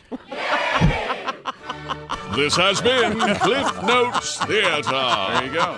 When you just don't have time to watch the whole movie. Authorities say a man's penis was bitten off and eaten by his dog. Oh, why would this Residents in the town of Hearn contacted police upon the dog's incessant barking coming from the man's home in the middle of the night. First responders broke down the door to find the dog's 66-year-old owner gravely injured and rushed him to the hospital. My Vina! The man's male member could not be found. In the dog's Officials believe the man's dog, said to be about the size of a Jack Russell, bit off the man's member and ate it. He's adorable. Yeah. So small. I believe we have a new singer here. Oh, yeah, we do. It's Herr Adolf Gulpenkaken. Gulpenkaken. Wait a minute. Adolf Gulpenkaken. Okay. German, yes. Once again, this is about the doggy eating the schlong of this poor man. His owner, yes. I don't think the German would say schlong. Well, that's perfect. Pre-1945. He thought it was an Oscar Mayer Wiener. That is why my doggy barked at me. He chomped on mine Wiener Pussenschachten. I've got nothing to hold on to when I pee. Thank you very much. Oh, thank you. I'm Sir Adolf Frankendicken. Hi, it's Josh Arnold from the Bob and Tom Show. Miss some of the show? Become a Bob and Tom VIP and subscribe to the audio and video podcasts. The Bob and Tom Show, on air, on app, and on demand. Asking for the Ace Cosby joke of the day, a dear gentleman and Christy Lee, writes Casey. Can we get an extra joke of the day from Ace? No. Is the answer. He says to cheer up Chick after the Commanders lost to the Cowboys. I see. Is that what's happening? Is that what's called ironic? This guy's a Weisenheimer. Yeah. It's Casey from Boise, Idaho. Love Boise. Jackass. Let's get at least one out right now. Pronounce Boise. Anybody there will tell us. Boise. Completely wrong. No reason to. Oh, yes. Perfect. This is. How do you like that, Ace? How do you like that, Ace? He said, pretending to have done it on purpose. All right, who's been messing with my machine? Yep, I know it. You know what? I tell you one How do you thing. like that, Ace? It ain't your fault, pal. I know that. Okay, 2 for 2. No, Who's that guy with the sexy voice, Ace Cosby? Go. Thank you. Hey, Chick. Yes, Ace. When are turkeys the most grateful? When are turkeys the most grateful? I don't know, Ace. When? The day after Thanksgiving. That was Ace Cosby's joke of the day. Brought to you by Omaha Steaks. Utterly lacking in humor. Save 50%. No, see, the idea is that they live through it, you see. Yeah. If they're survivors, you know. No. Yeah. I think I'm going to pass out. That was so unfunny. Omaha Steaks, where you can save 50% off during the Omaha Steaks Cyber Sale. Go to omahasteaks.com and use promo code BTS for an extra $30 off. Minimum purchase may apply. That's Omaha Steaks. So, hey, Chick. Oh, we're getting two in a row. Wait. Okay, wait a minute. We got no intro. I'm going to have to sing it. I'm totally lost. Okay, maybe this one will be a joke. Oh, here we go. Who's that sexy man with the deep voice? Stop. What the hell is going on? It was hilariously wrong. You have to explain it to me. Who's that? It's wrong, and you sexy keep man? doing it wrong. We don't have the original intro. Can you put it on mine, Jason? Okay. I can do it. Why don't we just all sing it together? Okay, let's go. Okay. Do you want to do a spoken word thing? Kind of. No, we're going to sing. Who's that? Ready? Okay, ready? Here it comes. Because it's 1, 2. Who's no? You're already going to play the music? Sorry. We have a bed. I was waiting. I wanted you guys. Stop it. Ready? Here it comes. Start right when the music starts. Sexy man with the deep voice. Ace Cosby. Yeah, that throws me. Okay. Son of a gun. She's been sitting on it the whole time. It only took a half hour. Hey, chick. Yes, Ace. What? What did the turkey say to the computer? What did the turkey say to the computer? I don't know what. Google. That was Ace Cosby's joke. Google. Oh, as opposed to gobble. It's a I mean, 2 whiffs. Well, we might as well go for the third. We gotta have another. If you do a third, I will eat this coffee mug, hoping the shards destroy my ear. Here he is with his joke of the day. Yes, Ace. Hey, chick. Hey, it's the Bob and Tom Show, live from the O'Reilly Auto Parts Studios. Christy Lee's at the Silac Insurance Company news desk. Hello. Pat Godwin's there. Hey, Josh. Jeff Oskey at the Prize Pick Sports desk. Hey, man. Ace Cosby's across the way. Hey, Josh. I'm Josh Arnold of the I Hate Steven Singer sidekick chair, reminding you to save big on holiday favorites with Omaha Steaks. Visit omahasteaks.com for 50% off site-wide. And you're going to get an extra $35 off when you use promo code BTS at checkout. And there's Tom. Tom, we're joined by a favorite of ours. And now we have to behave. We have a guest in the studio. Yeah. Well, I don't know about that. Edwin, are you a meat eater? Yes. Okay, good, because I'm going to send you a case of Omaha Steaks. Right on. Yeah. But I was every Christmas, this is one of my favorite gifts because, like my brothers, for example, live in different places than I do by choice. And but I'll send them steaks. But the trick is you got to make sure they're home. Okay. Hey, John, are you going to be in Florida? Or are you going to be in Michigan? You don't want to send them because the steaks, they last a while, but they're not going to last forever on the porch. Yeah, Some drunken raccoon is going to show up and run off with them. Yeah. Yeah. So I'll find out what your schedule is. And are you doing some road work or are you just hanging out? So I went up to Chicago a couple of nights ago to do a benefit for the Concussion Foundation. Oh, cool. And we did it at Billy Corrigan's place in Highland Park. And I exercised my superpower of embarrassing myself in front of extremely famous people. It's like my superpower is I can say the exact wrong thing in front of famous people. And Billy Corrigan has now joined the list. Oh, yeah? Of someone I've completely said something stupid in front of. So, wow. Sorry, Billy. I'll trust. Can you repeat it? Yeah. Well, no, he was just being nice. He didn't know who I was. He came there after I had played or whatever, and so he was totally being nice. I was leaving. I was saying thank you, and he literally was like, "Yeah, I heard a lot of good things about your guitar playing," which tells me he doesn't know anything about me because no one's ever said anything nice about my guitar playing. And all I had to say was thanks, man, and just leave. Not this guy. I was like, well, I'm actually known as more of a singer. And then there was this pregnant pause where he's just staring at me and I'm just staring at him. And I was like, okay, I'll see you later. And oh, God. And I now add that to the list of the things that while I'm brushing my teeth in the morning, staring in the mirror, and I have to go, oh, God, you said that. Ah. It's amazing. Those cringe moments, I'll remember them from 40 years ago. Yeah, we all have them. But now, I'm just like, who's next? Who's going to be next?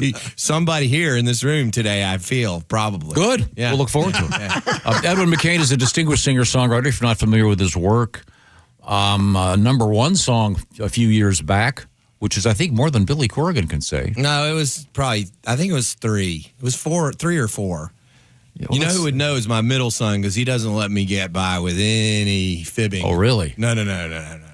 He actually ran into my room. He's like, hey, you know how your song was like the longest running in the Hot 100? Just got beat. Hey, thanks. Like, yeah, they got like a tab open or something on his computer. I was like, thanks, buddy. Yeah. Like a Google search when you drop from 1 to 2.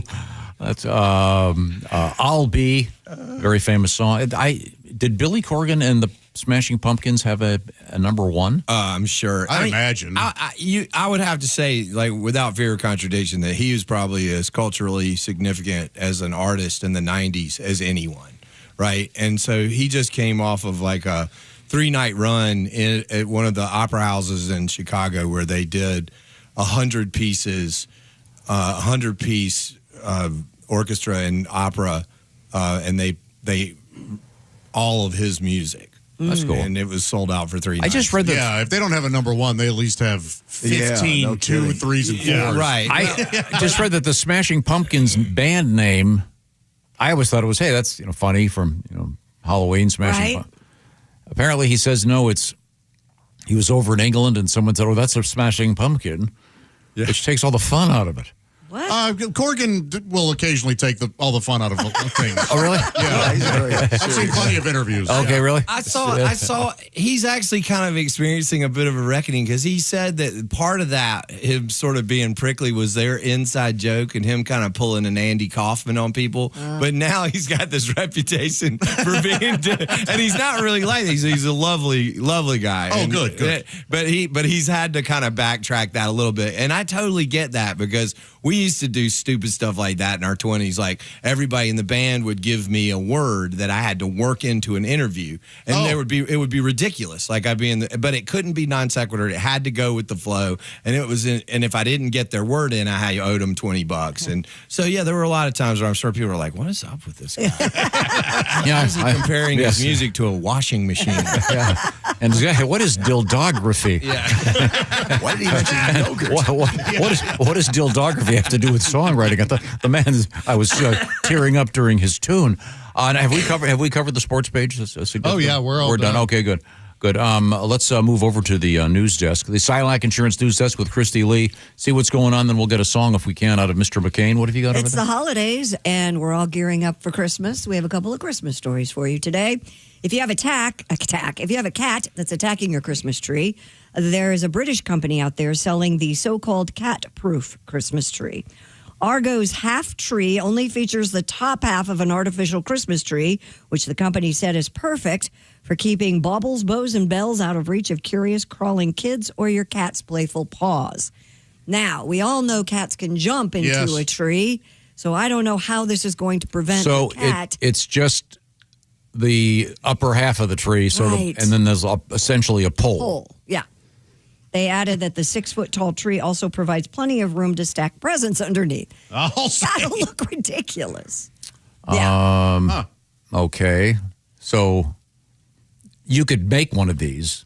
Just don't put your tree Put the tree together. up, then just take some cut a cutting tool and cut off the bottom half of the tree. Right. It's going to look ridiculous. Do we have a photograph of this thing? If your cat wants to get at the ornaments, it will. That's right. Yeah, It'll jump right up there. I mean, You're almost better off having them at the bottom so you can just bat them off and that's it. and they don't knock your whole There's tree. one. Oh, look at that. Looks kind of silly. Brown Christmas. Oh, they got stacks and stacks of presents. Now the cat will just climb up there and. It doesn't look terrible. You guys think it looks terrible? looks silly. I do, It doesn't yeah. look terrible, but it looks silly. It kind of works. It's almost like a Christmas tree palm tree. Yeah. Oh, I see. That's a good point. Or a stripper pole Christmas tree. Dude, I mean, they could do that at strip clubs. Every time I see something like this, I think there was like there was a meeting. There was a meeting. There was people around a table, and somebody went, I have an idea. And they all went, yes. What's that set you back? Do we know the price point on that thing? It was not expensive. Oh, okay. Better be a third of a Christmas tree.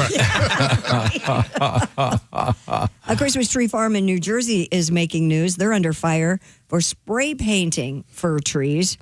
Wyckoff's Christmas Tree calls itself New Jersey's original colored tree farm. They offer trees in 9 different shades: pink, purple, dark blue, light blue, blue turquoise, magenta, red, and black. And these are real trees, by the way. yeah. They're not fake trees. While it may be the 12-time winner of the New Jersey Christmas Tree Growers Association's Grand Champion Award, not everyone is a fan of this rainbow grove.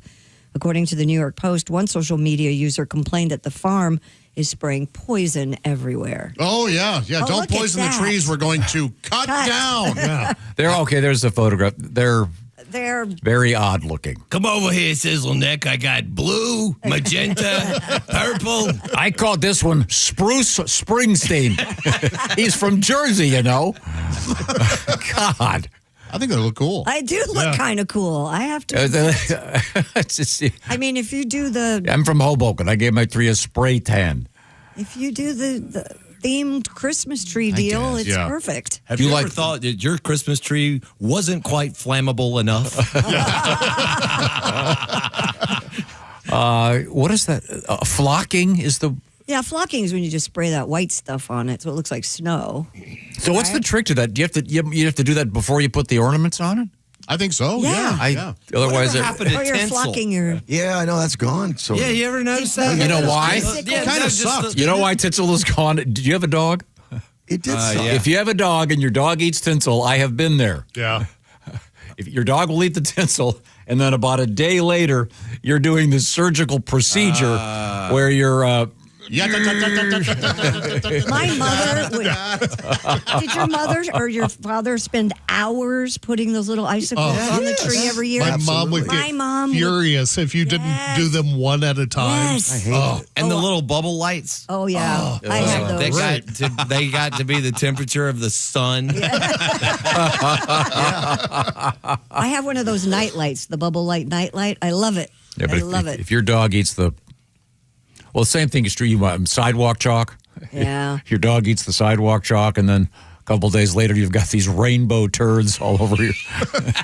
But yeah, I recall this sort of dangling thing from a golden retriever dangling by a little bit of silver.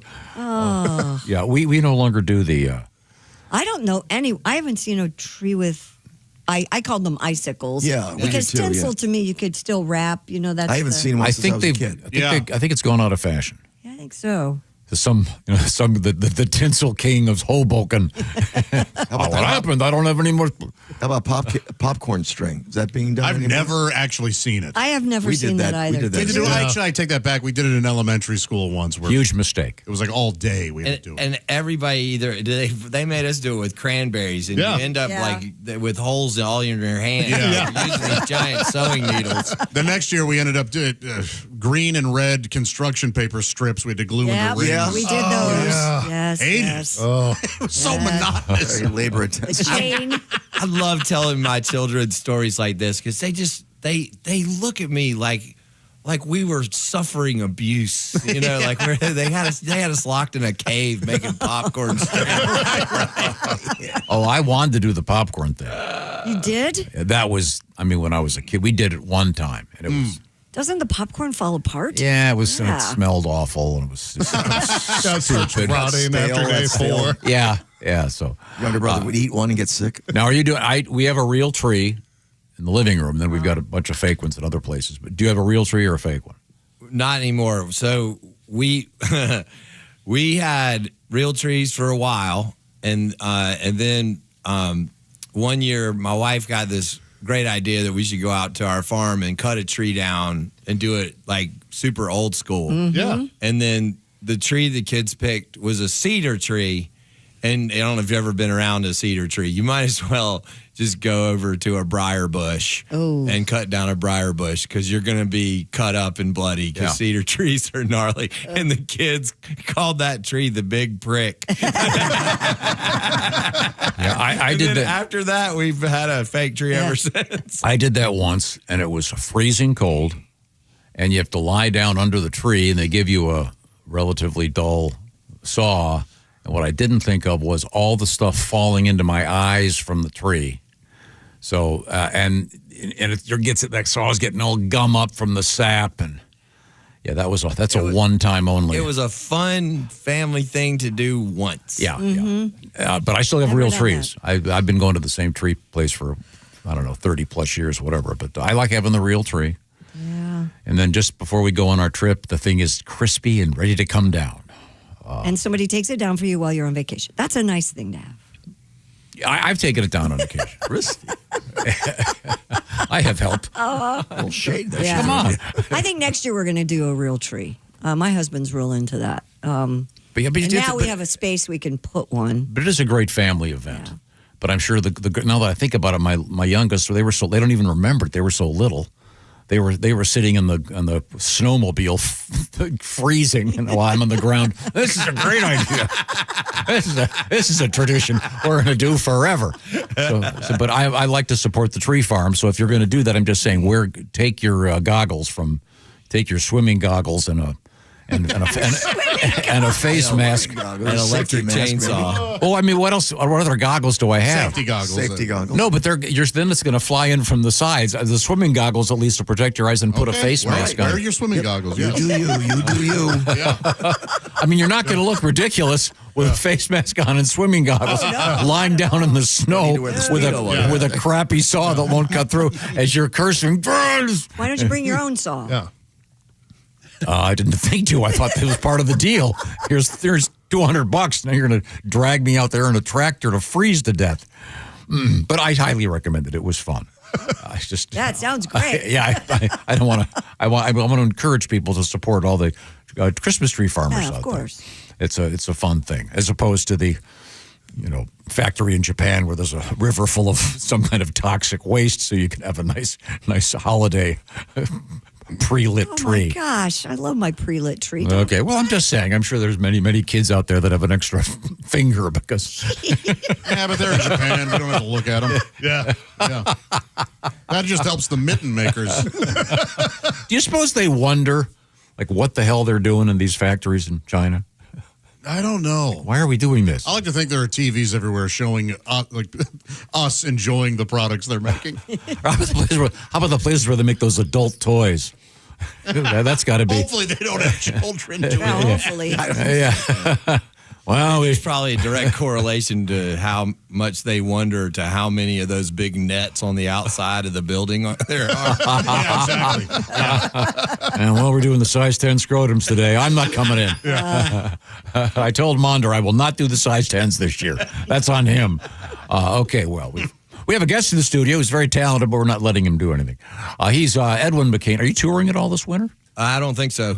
But you have a Christmas album, don't you? Yeah, that's this has been the running joke. So this album, I did this in like 2009 or something, and it was universally rejected by every record label in the country. And so it sat on a hard drive in a drawer for years. And then a few years ago, I was like, don't we have a Christmas album somewhere? And I dug it out, and I kind of dig it. And it was like, there's some really great players on it. And we kind of did this New Orleans kind of thing for Christmas record.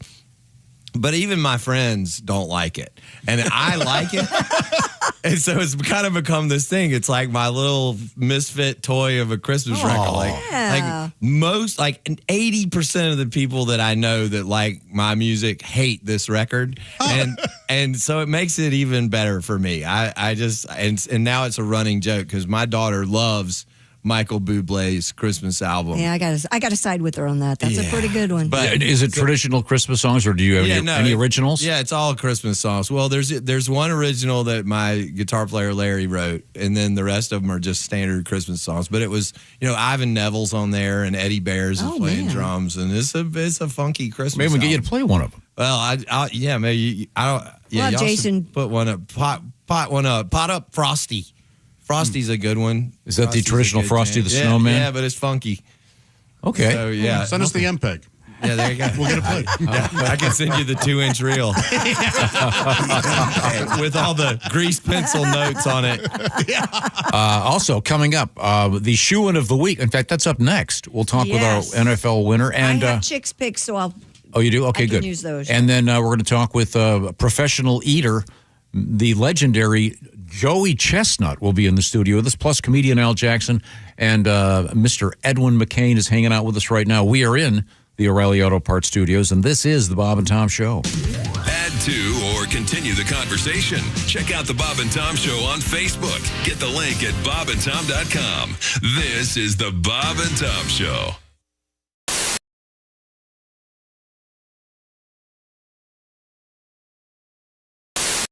Even the title, Love Actually, and none of it could actually ever.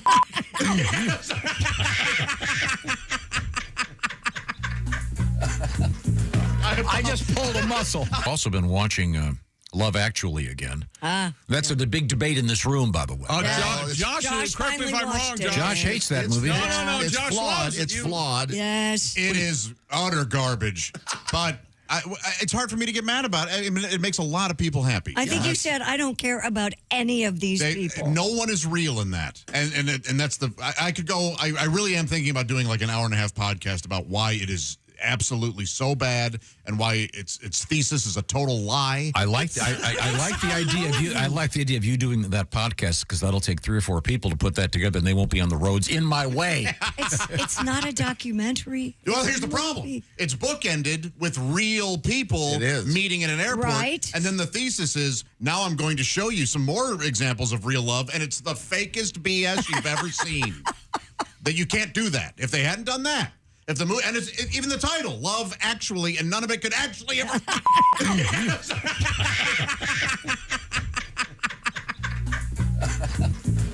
I just pulled a muscle. I'm so sorry. We'll be back. We'll be back with more of the Bob and Tom Show. My fake anchor may have just gotten me fired. I think my ACL just tore. Jason, did I get it in time? Not even in there. If you want me to stay, I'll be around today. What you album is this on? Fresh, I think. I'm not sure. I got it off the greatest. Well, what's the name of that song? If you want me to stay. Oh, God. And you got to say it just like that. Josh. It's not fun. No more Love Actually talk. We promise. I'm so sorry. You know what? If we watched that together, you would be amazed and possibly disgusted. I can't. This is a true statement, and I might cry. I can't watch it anymore. I can't. It makes me cry too. It makes me too emotional. It makes me so emotional. I can't tell you. It's very sweet. Yeah. Is it? Yes, it's very sweet. Although I initially did as well had a problem with Hugh Grant dancing around whatever the hell he was dancing around. And I don't care for the Pointer Sisters. Don't care for it. But yeah, he's playing in one room, and all of a sudden he's dancing around the house. You can't hear the music anymore, Prime Minister. What are you dancing to? So you've got a problem with housewife sound Don't system. you like the old guy, Bill? What is it, Nighy? Whatever it is. Singing away, and then the. No, not really. No. You don't like speakers all throughout the house? That's not what's happening. All right. You don't think 10 Downing has a pretty good speaker system? It's never established in the movie. I think one could assume that 10 Downing Street might be the now keep in mind also most heavily wired that Josh building is in all of England. one of the top 3 foremost authorities on horror movies. Yes. And you're I love a lot of garbage. So do keep that in mind. That's another chapter title. I got to start writing these chapter titles down. I love a lot of garbage. Hey, chick, what are you doing? Working on radio stuff. Oh, well, you missed the meeting. Oh yeah, what'd I miss? Actually, some pretty cool stuff about Silac. Get this. All right. If people have a 401k from a former job, right, they may be able to roll it over into a Silac annuity and get a 20% bonus bump. Nah. Yeah, huh? Let me run some numbers. So I've got a $100,000 401k, and I switch it over. $100,000 becomes $120,000. Yes. And $200,000 becomes a $240,000 Silac annuity. That's right, but chick, you know you have a calculator on your phone, right? Oh, I prefer this one because I like big buttons, and I cannot lie.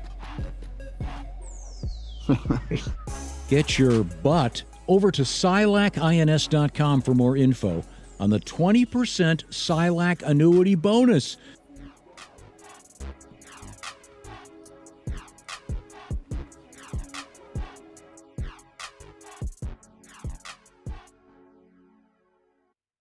Authorities say a man's penis was bitten off and eaten by his dog. Oh, why would this Residents in the town of Hearn contacted police upon the dog's incessant barking coming from the man's home in the middle of the night. First responders broke down the door to find the dog's 66-year-old owner gravely injured and rushed him to the hospital. My Vina!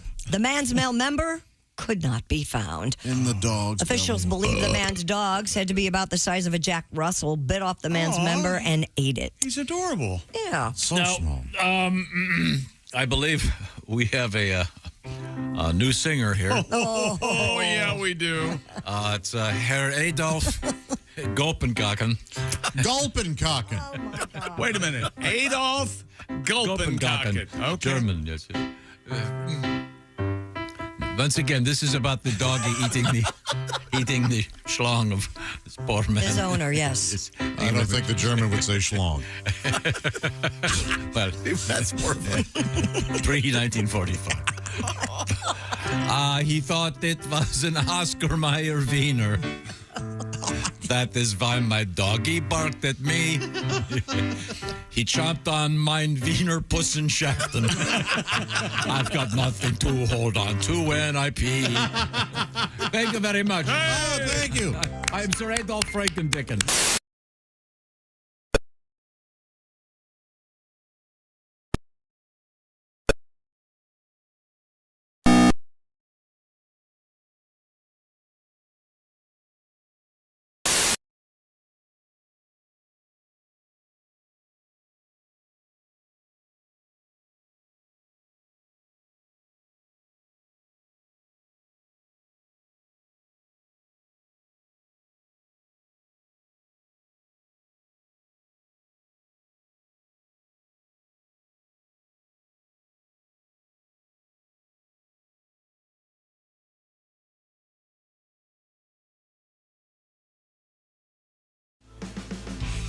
Hey, it's the Bob and Tom Show, live from the O'Reilly Auto Parts Studios.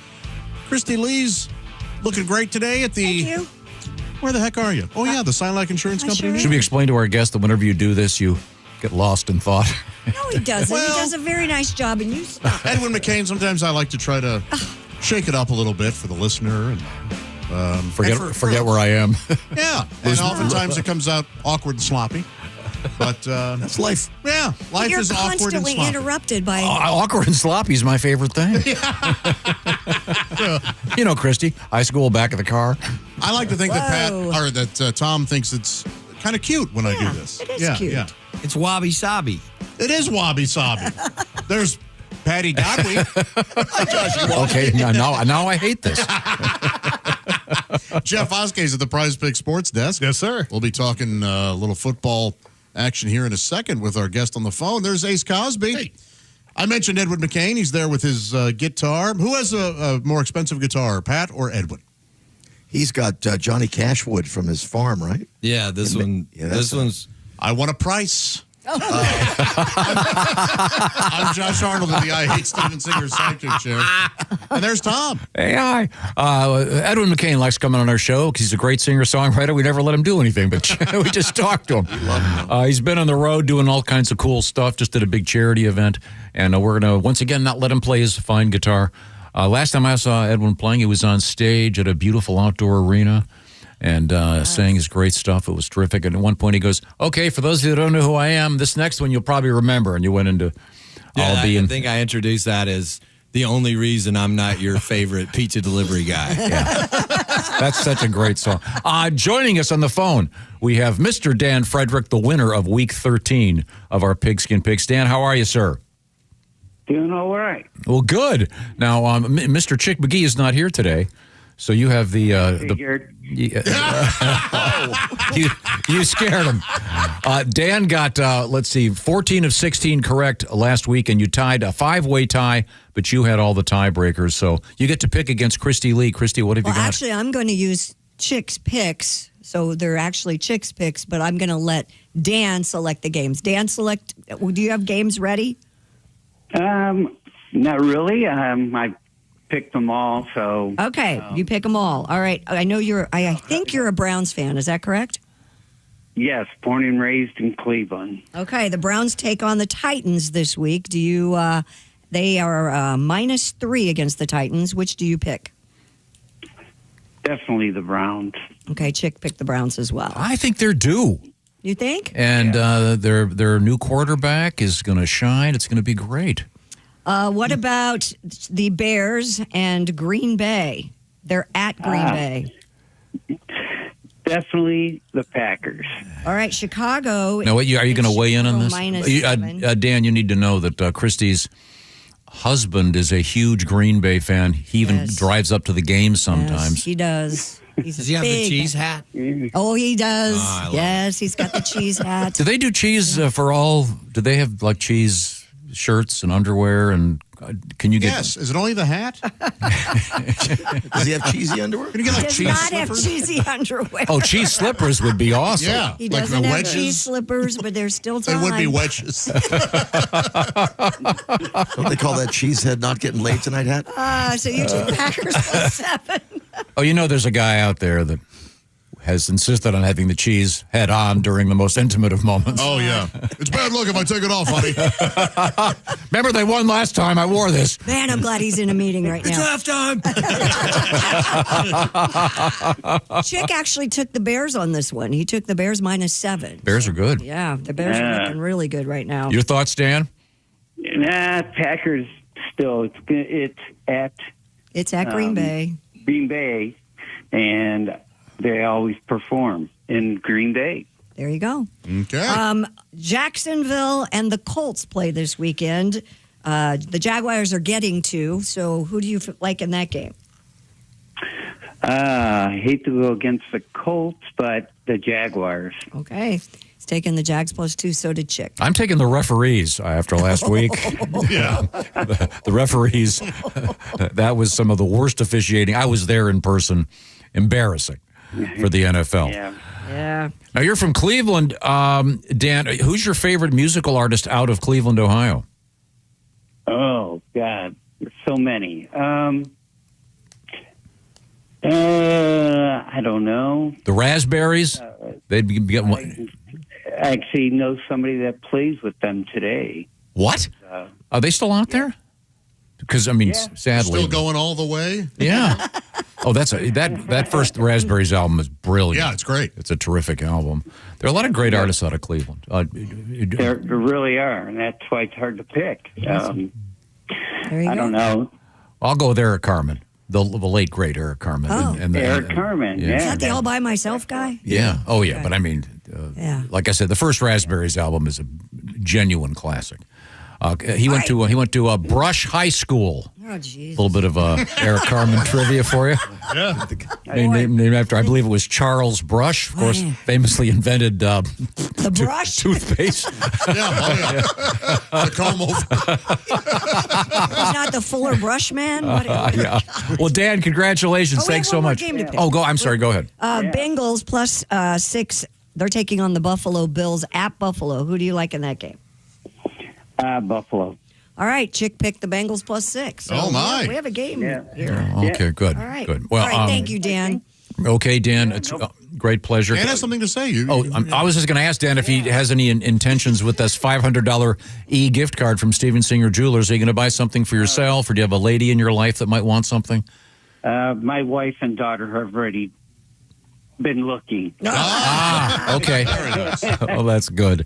All right, thanks, Dan. All right. Bye-bye. Bye, See you Dan. later. Okay. Now, I believe, do we have time for this song from? So. Now, I understand this is a sing along. We have to participate. Yeah, you're going to participate. We got it all coached up during the break. Okay. I'm ready to go. All right. I came home from tour and walked into my house where everything was just as it was, except for there was an addition of a Chihuahua that I was not consulted on. Uh-oh. And all the little traders were gathered around him. His name's Bandito. He speaks Spanish. So I was, for years, just every year, I was coming up with new ways that maybe Bandito could go somewhere else, you know? And, like building great horned owl boxes out in the backyard. Yes. Potato cannon. And then I was thwarted at I was walking out of the house with him in the little kennel one night, and my wife was like, "Where are you going with him?" I was like, "We're going coyote hunting." Put him back. I was like, all right. And then Christmas rolled around, and I was like, I have a perfect idea. So that's where this song came from. Here we go. I know that I should be in a good mood. I should have a Christmas attitude. But I just stepped in a tiny pile of poo. Santa needs a Christmas Chihuahua. No, he doesn't. No. Yes, he does. No, he doesn't. Yes, he does. No, he doesn't. I'm sure Santa's tired of all the treats, milk and cookies on every street. I bet he'd love a little bubble-eyed treat. Santa needs a Christmas chihuahua. No, he doesn't. Yes, he does. No, he doesn't. Yes, he does. No, he doesn't. He loves me. He hates me. And I never know when. I give him bacon and belly scratches, but he still won't be my friend. He will love it up in the North Pole. He shivers anyway, so he might as well be cold. Singing this song will never get old. Santa needs a Christmas chihuahua. No, he doesn't. Yes, he does. No, he doesn't. Yes, he does. No, he doesn't. All right, this is the last verse. He'll leave lots of presents before he's gone. Tiny little paw prints in the snowy lawn. Santa le llamara un poquito raton. Santa needs a Christmas chihuahua. No, he doesn't. No, I don't. Edwin McCain, ladies and gentlemen, that was great. I think that could be a hit. Very nice, yes. Let's hope so. Coming up, we've got we'll get some more stuff out of Edwin, find out what his plans are for the holiday season. Plus, Mr. Joey Chestnut, world champion eater. And a couple years ago on this show, we actually ate some chestnuts because we'd been hearing about them in the song for years and years and years and never actually eaten one. We hated them. Yeah. Do not care for it. Yeah, it's one of those things that's great to sing about, but when it comes to eating them, maybe we had the wrong recipe. I'm not sure. We'll solve these and other of the world's problems when we return to the O'Reilly Auto Parts Studios. This is the Bob and Tom Show. This is the Bob and Tom Show. Reach us toll free at 1-888-BOB-TOM-1 or at bobandtom.com. This is the Bob and Tom Show.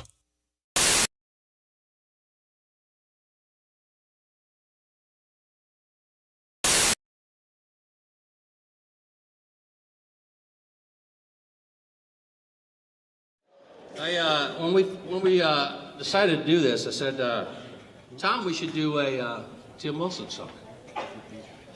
And this is really hard. I practice, and man, I sucked. You just can't do a Tim Wilson song. So I took liberties with some of Timmy's songs and whipped a song together in honor of Tim.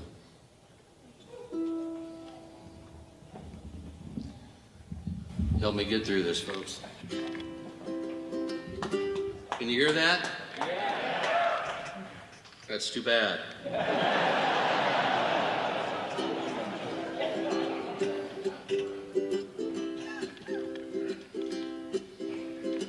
He really loved his trailer park a woman.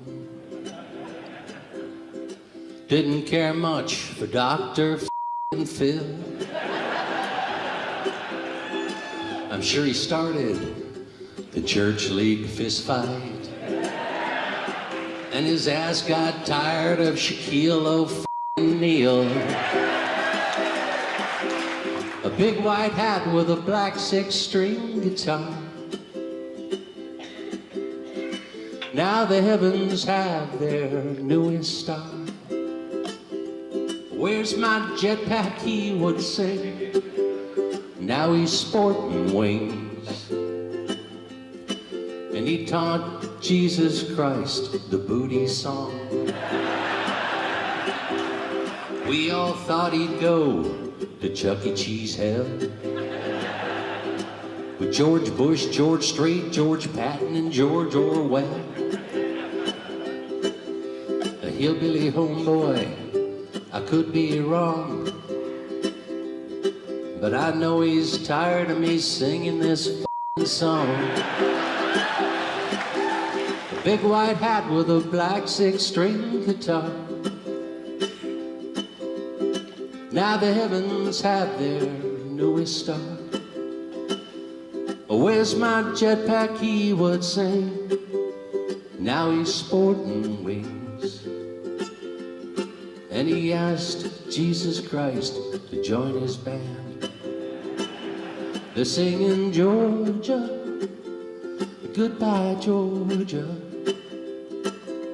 Georgia, goodbye. Georgia, goodbye Georgia, Georgia, goodbye.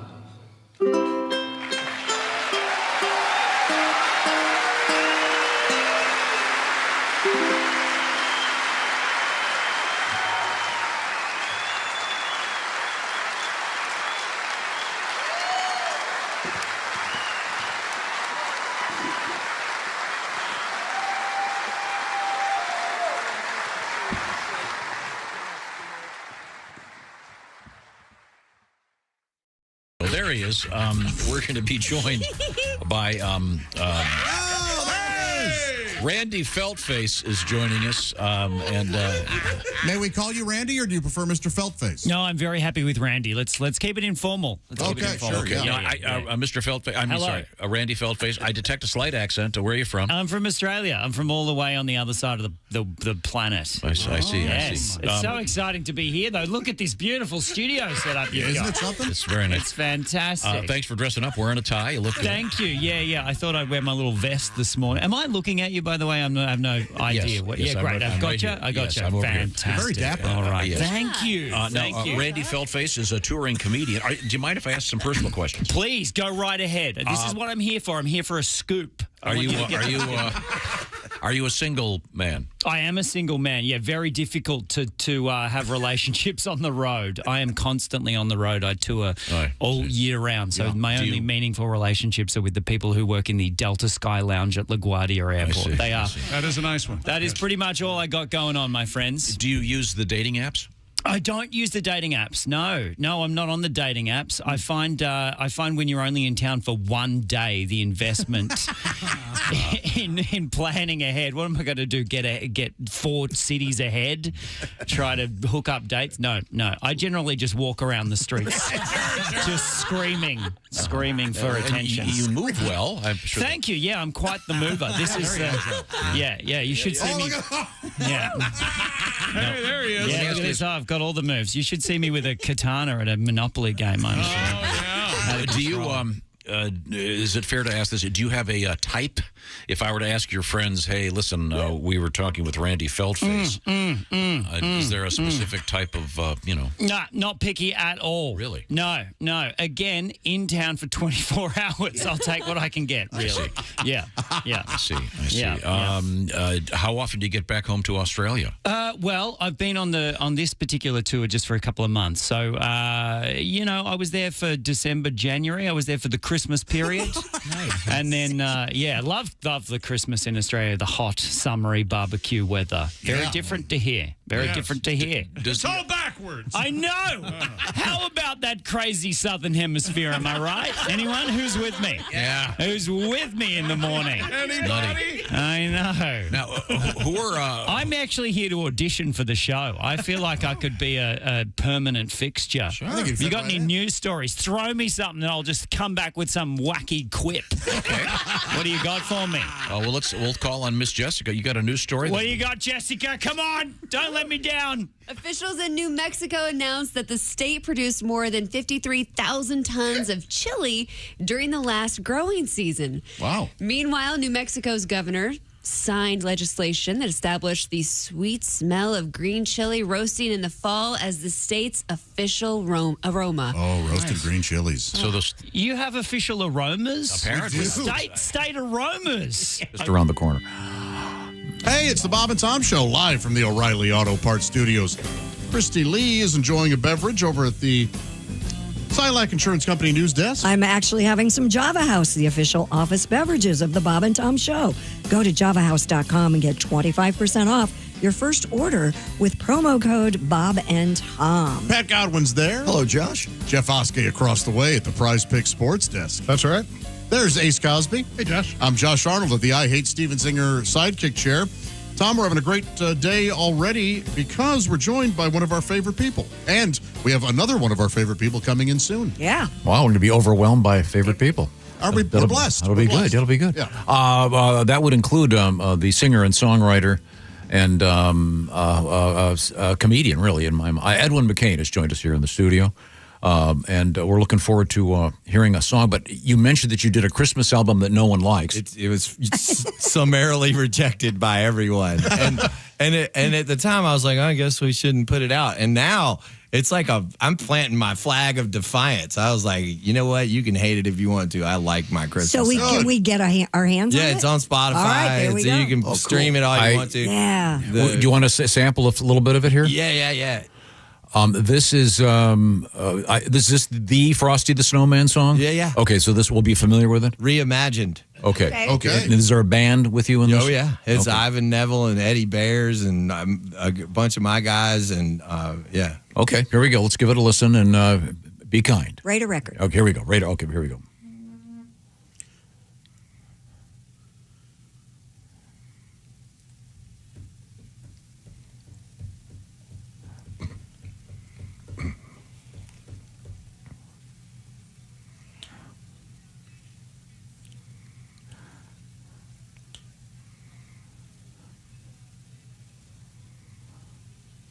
Yeah.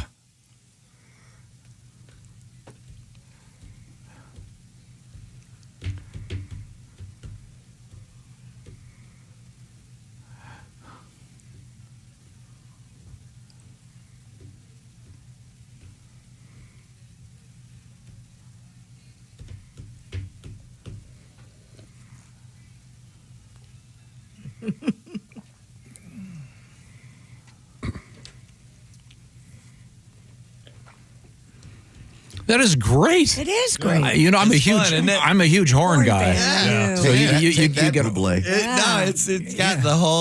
It's got the whole New Orleans funk thing. You said people don't like it? No, my friends. I get that, but the question I have. No.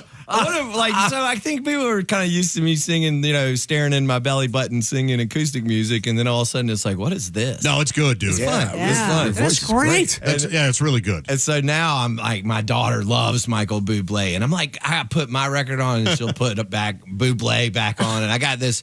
I'm battling for my daughter's attention with Michael Bublé. Oh yeah, I said to my 9-year-old the other day, Hart, I said, I'm the coolest dad at the school, right? And she just looks at me, no.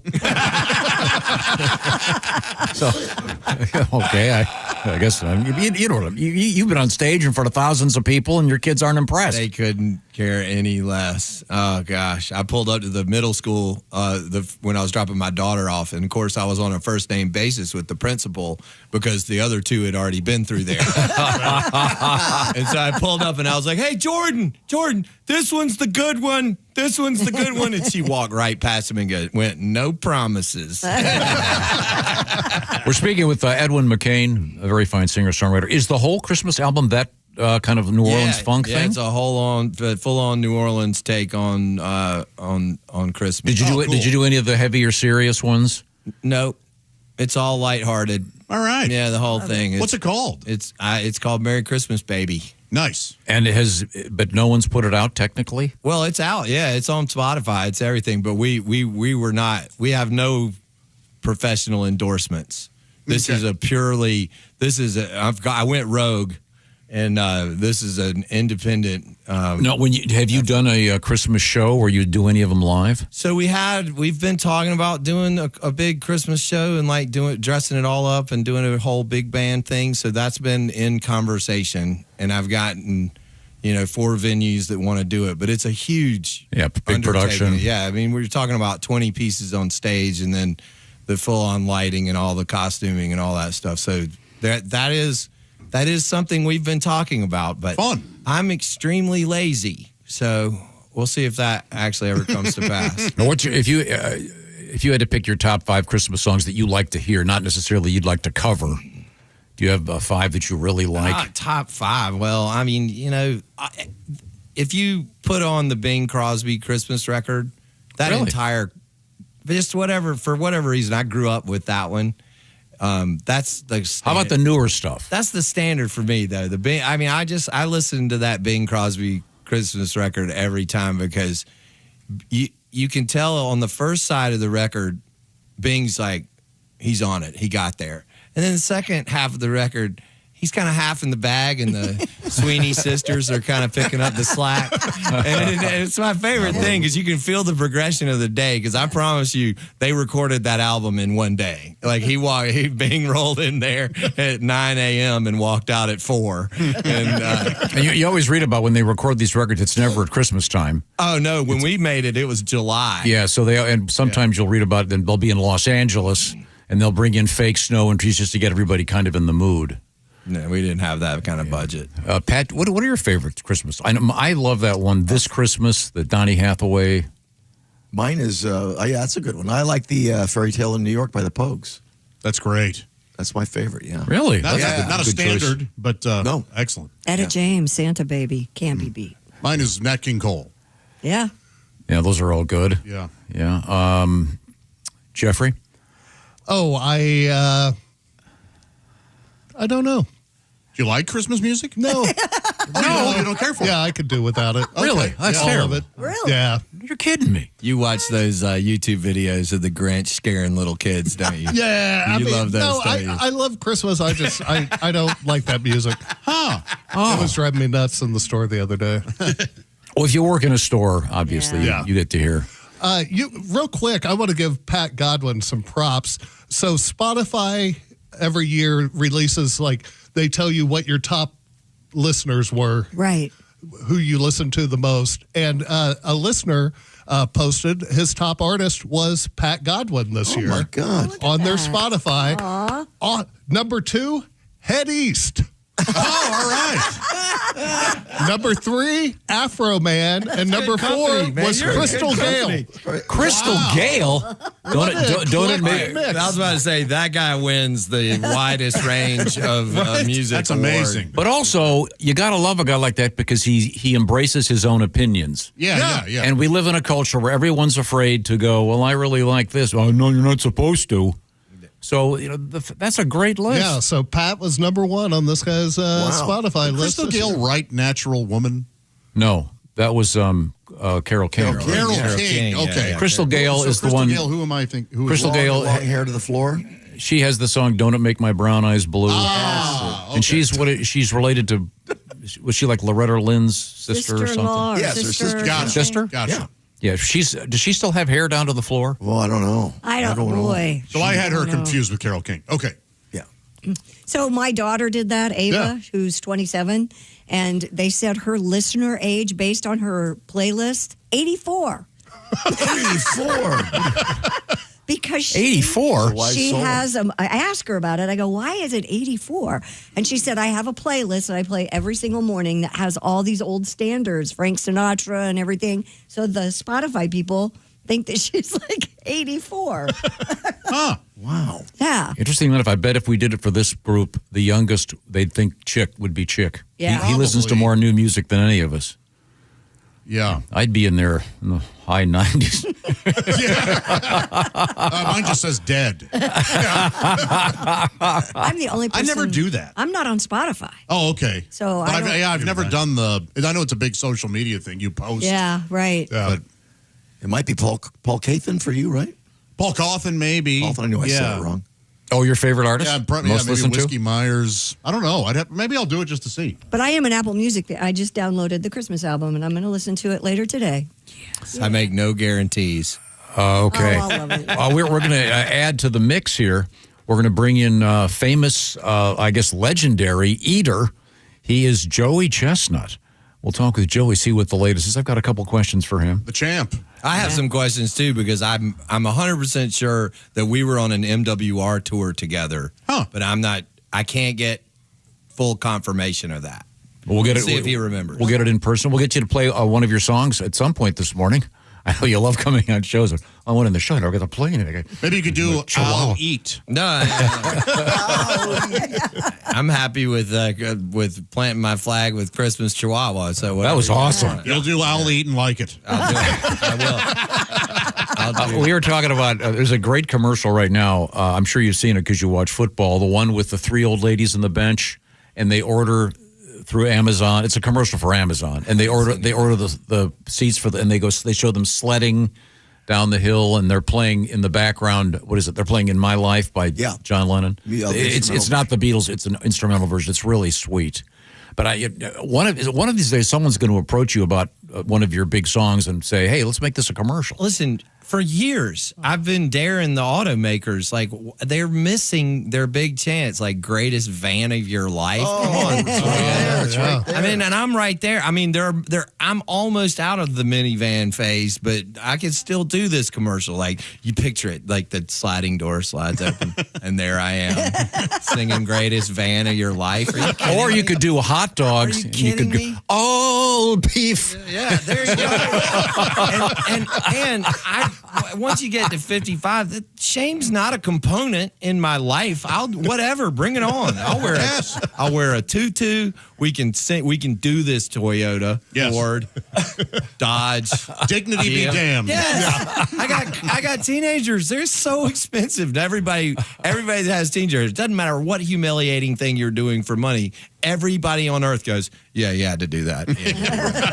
I remember we were talking with Peter Frampton once, and he had just released, I forget, it was like a quadraphonic something remix of his great live album, and he goes, "Hey, look, I got kids at college." And like, it's never easy. Like, my daughter just had a flat tire. Oh, she had a flat tire. She said she hit a pothole. Well, I said, I'm getting all this on the phone. The guy at the shop was like, if she hit a pothole, I mean, that's the biggest pothole in the history. Like, the rim's got a dent. She bent the A-arm. It needs new struts. I was like, okay. I was like, hey, honey, will you go take a picture of that pothole for me? Because that's the Grand Canyon. Yeah. I just had a so-called, this is going to sound, I had to have a rim job on my teenage daughter's car. I mean, I feel like we need to bring back those big swamper tires for teenage cars, because otherwise they destroy rims and curbs and mailboxes. And the bumper sticker on the back isn't enough. They need to have a different color automobile.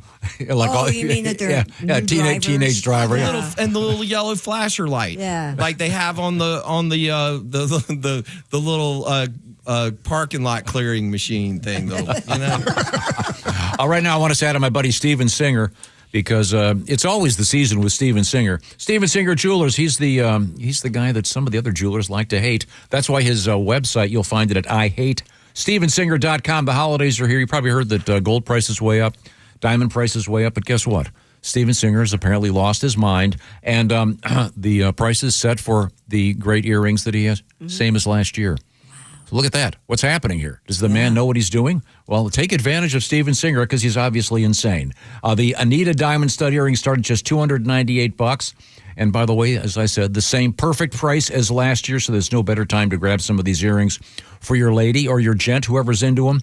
Each pair eye flawless and near colorless. Christy, what is the thing about the back of the earrings? The silicone backs, so they don't fall out of your ear, because they're beautiful. You don't want to lose one. That would be horrible. I thought the silicone went in the front. It's a fake boob joke. Okay.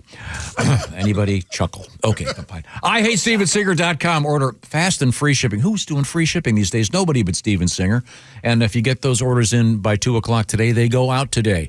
So get him in. You've got just about another week to get this stuff before Christmas. Experience the difference at Steven Singer Jewelers. Go to IHateStevenSinger.com. That's IHateStevenSinger.com. By the way, would you like to win a gift card just like Mr. Dan Frederick did?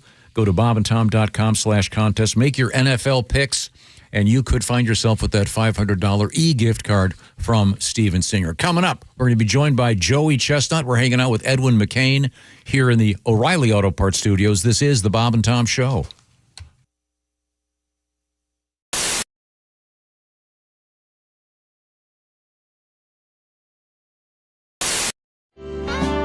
Last time you were here, Eric, you impressed us with your musical skills. You, that's right. You are a manualist. manualist. Yes, I am. Now, for those that don't know what that means, Manualism is the art of manipulating one's hands to make. There you go. To make that sound. That wasn't me yet. I didn't. There we go. You must be. Sorry, excuse me. You must kick ass That was at parties. that was my no hands. Yeah, I know the chicks dig this. Yeah, I know they do. Yeah, if you're at a party, Yeah, this is my go-to on a first date. I'm gonna say, if you're at a party and you see Eric and there's a big group of guys hanging around him, this is what they're doing. Wow. They're looking for that, and then my Dungeons and Dragons kit too. As I'm doing that. So, give us a sample. All right, there you go.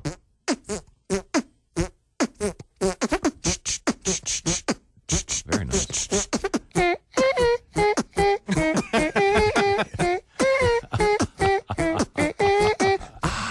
Push it. I see the group of guys laughing now at the party. Yeah. What? Wow. While the girls are all over there rolling their eyes. That is amazing. Have you ever been laid doing that?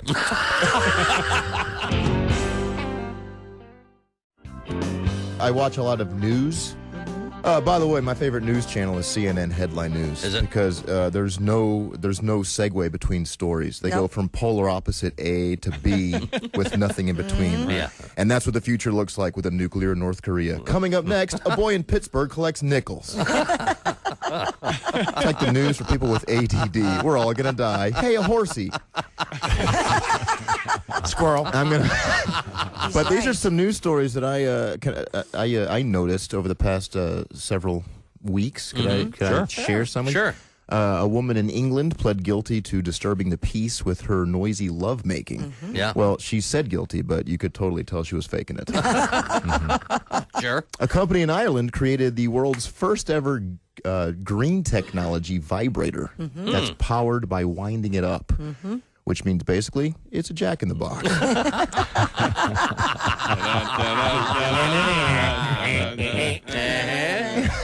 Technically, it is. Sesame Street turned 40 years old last year, which you could tell because Big Bird got an earring and a Corvette.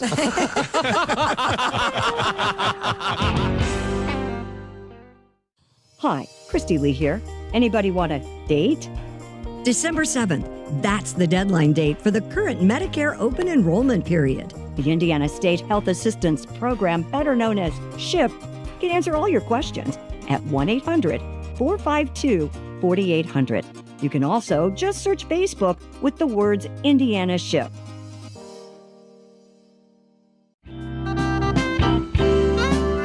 Bob Biggerstaff. Are there a lot of Biggerstaff Biggerstaffs? is my last name.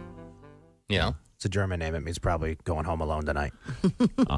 Do you get the porn jokes with that one? Always. Oh, yeah. All the time. Is your middle name looking for a? You know what? I was doing... Looking for a, that Bob looking for a Biggerstaff. Or wish you had a. That wouldn't be good. I wish I got it. Wish I had a. Get this. I'm doing a show a couple weeks ago. Girl comes up to me after the show. She's like, wow. Yeah, hot chick. Amazing. Yeah. I know. Yeah. Play along. Yeah. Then what happened? She's like, Biggerstaff. She goes, that's my last name too. And she shows me her license. Right? She's like, we've got to be related. She's like, we're gonna party tonight. Oh yeah. And one of the other comedians is like, hey man, I think you got a shot with her. I'm like, Your long lost. I don't know. You know, when the conversation starts with "we've got to be related," probably not going to end with me having sex with Yeah, her. probably not. I'm going to try. Sure. Yeah, because you're a guy. I just Right. I know how these things end. Yeah, I know. Yeah. Stay positive. Yeah, first cousin or not. Yeah. that's I'm a going for myth. it. Yeah. Oh, yeah. Now, Roy Wood Jr., you are a junior, obviously. Yes.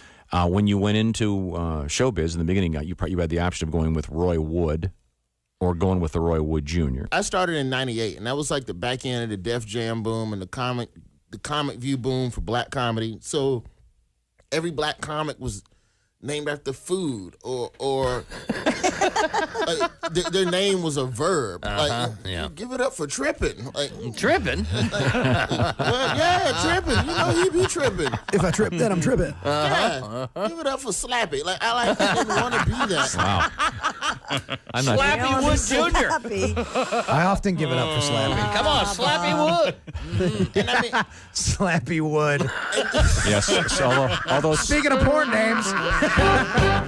and Tom. I'm Donnie Baker, and I'm going to be a pro baseball player. I swear to God I am. A lot of people think you get in your mid-30s and your career's over, but like I always say, until they stop scouting, I ain't going to stop playing. The fact remains, I'm probably the best player I know of. My Little League coach held me back because his son had a decent curveball. There's a certain range I've got, but I basically put my hopes in this. I had a full-ride scholarship to play ball at the University of Phoenix, but I had Tommy John surgery on both knees, so I don't... Can we stop now? I'm also a pitcher. I can pitch. I've got what they call... Live from the O'Reilly Auto Parts Studios. Thank O'Reilly Auto Parts for all your car care needs. Get the parts and service you need fast from the professional parts people at O'Reilly Auto Parts. Christy Lee. Yeah. Hi there, lady. Hi. She's at the Silac Insurance Company news desk. Jeff Oskey is at the Prize Picks Sports desk. That's right. Pat Godwin has moved to the performance room. Hello. Ace Cosby across the way. Howdy. I'm Josh Arnold with the I Hate Steven Singer's sidekick chair. And Tom, we're joined by two of our favorite guests. Joining us in the studio, singer-songwriter Edwin McCain. We just heard a great little bit of his Christmas project that's out there floating around in the ether. You can grab it on Spotify. Also joining us in the studio, truly a legend in the world of competitive eating, it's Joey Chestnut. Hey, Joey, how are you, sir? Good to be back here with you guys. Nice to see you, champ. Joey. Now, coming up, of course, this weekend, a very expensive ticket, I'm finding out the hard way, the Big Ten Championship at Lucas Oil Stadium in Indianapolis, Indiana, USA. And there's going to be an ancillary event, if you will, featuring Joey Chestnut eating. And this time it's chicken wings. Now, are these boneless? No, these are bone-in. It's these are like, they're called hermanaki, the flavor, which is pretty much a spicy teriyaki, which is like pretty good, like a good woman. It's a little bit spicy, a little bit sweet. Hermanaki. Yes. Named after Herman, who invented the flavor, essentially. The Japanese version of the Munsters. Yes. Thank you very much. I liked it. It's important that I enjoy something. So how do they make it fair that you take all the meat off? Do they like weigh them before and after? Life isn't fair, you know that. Of course. No, it's they weigh it before and after.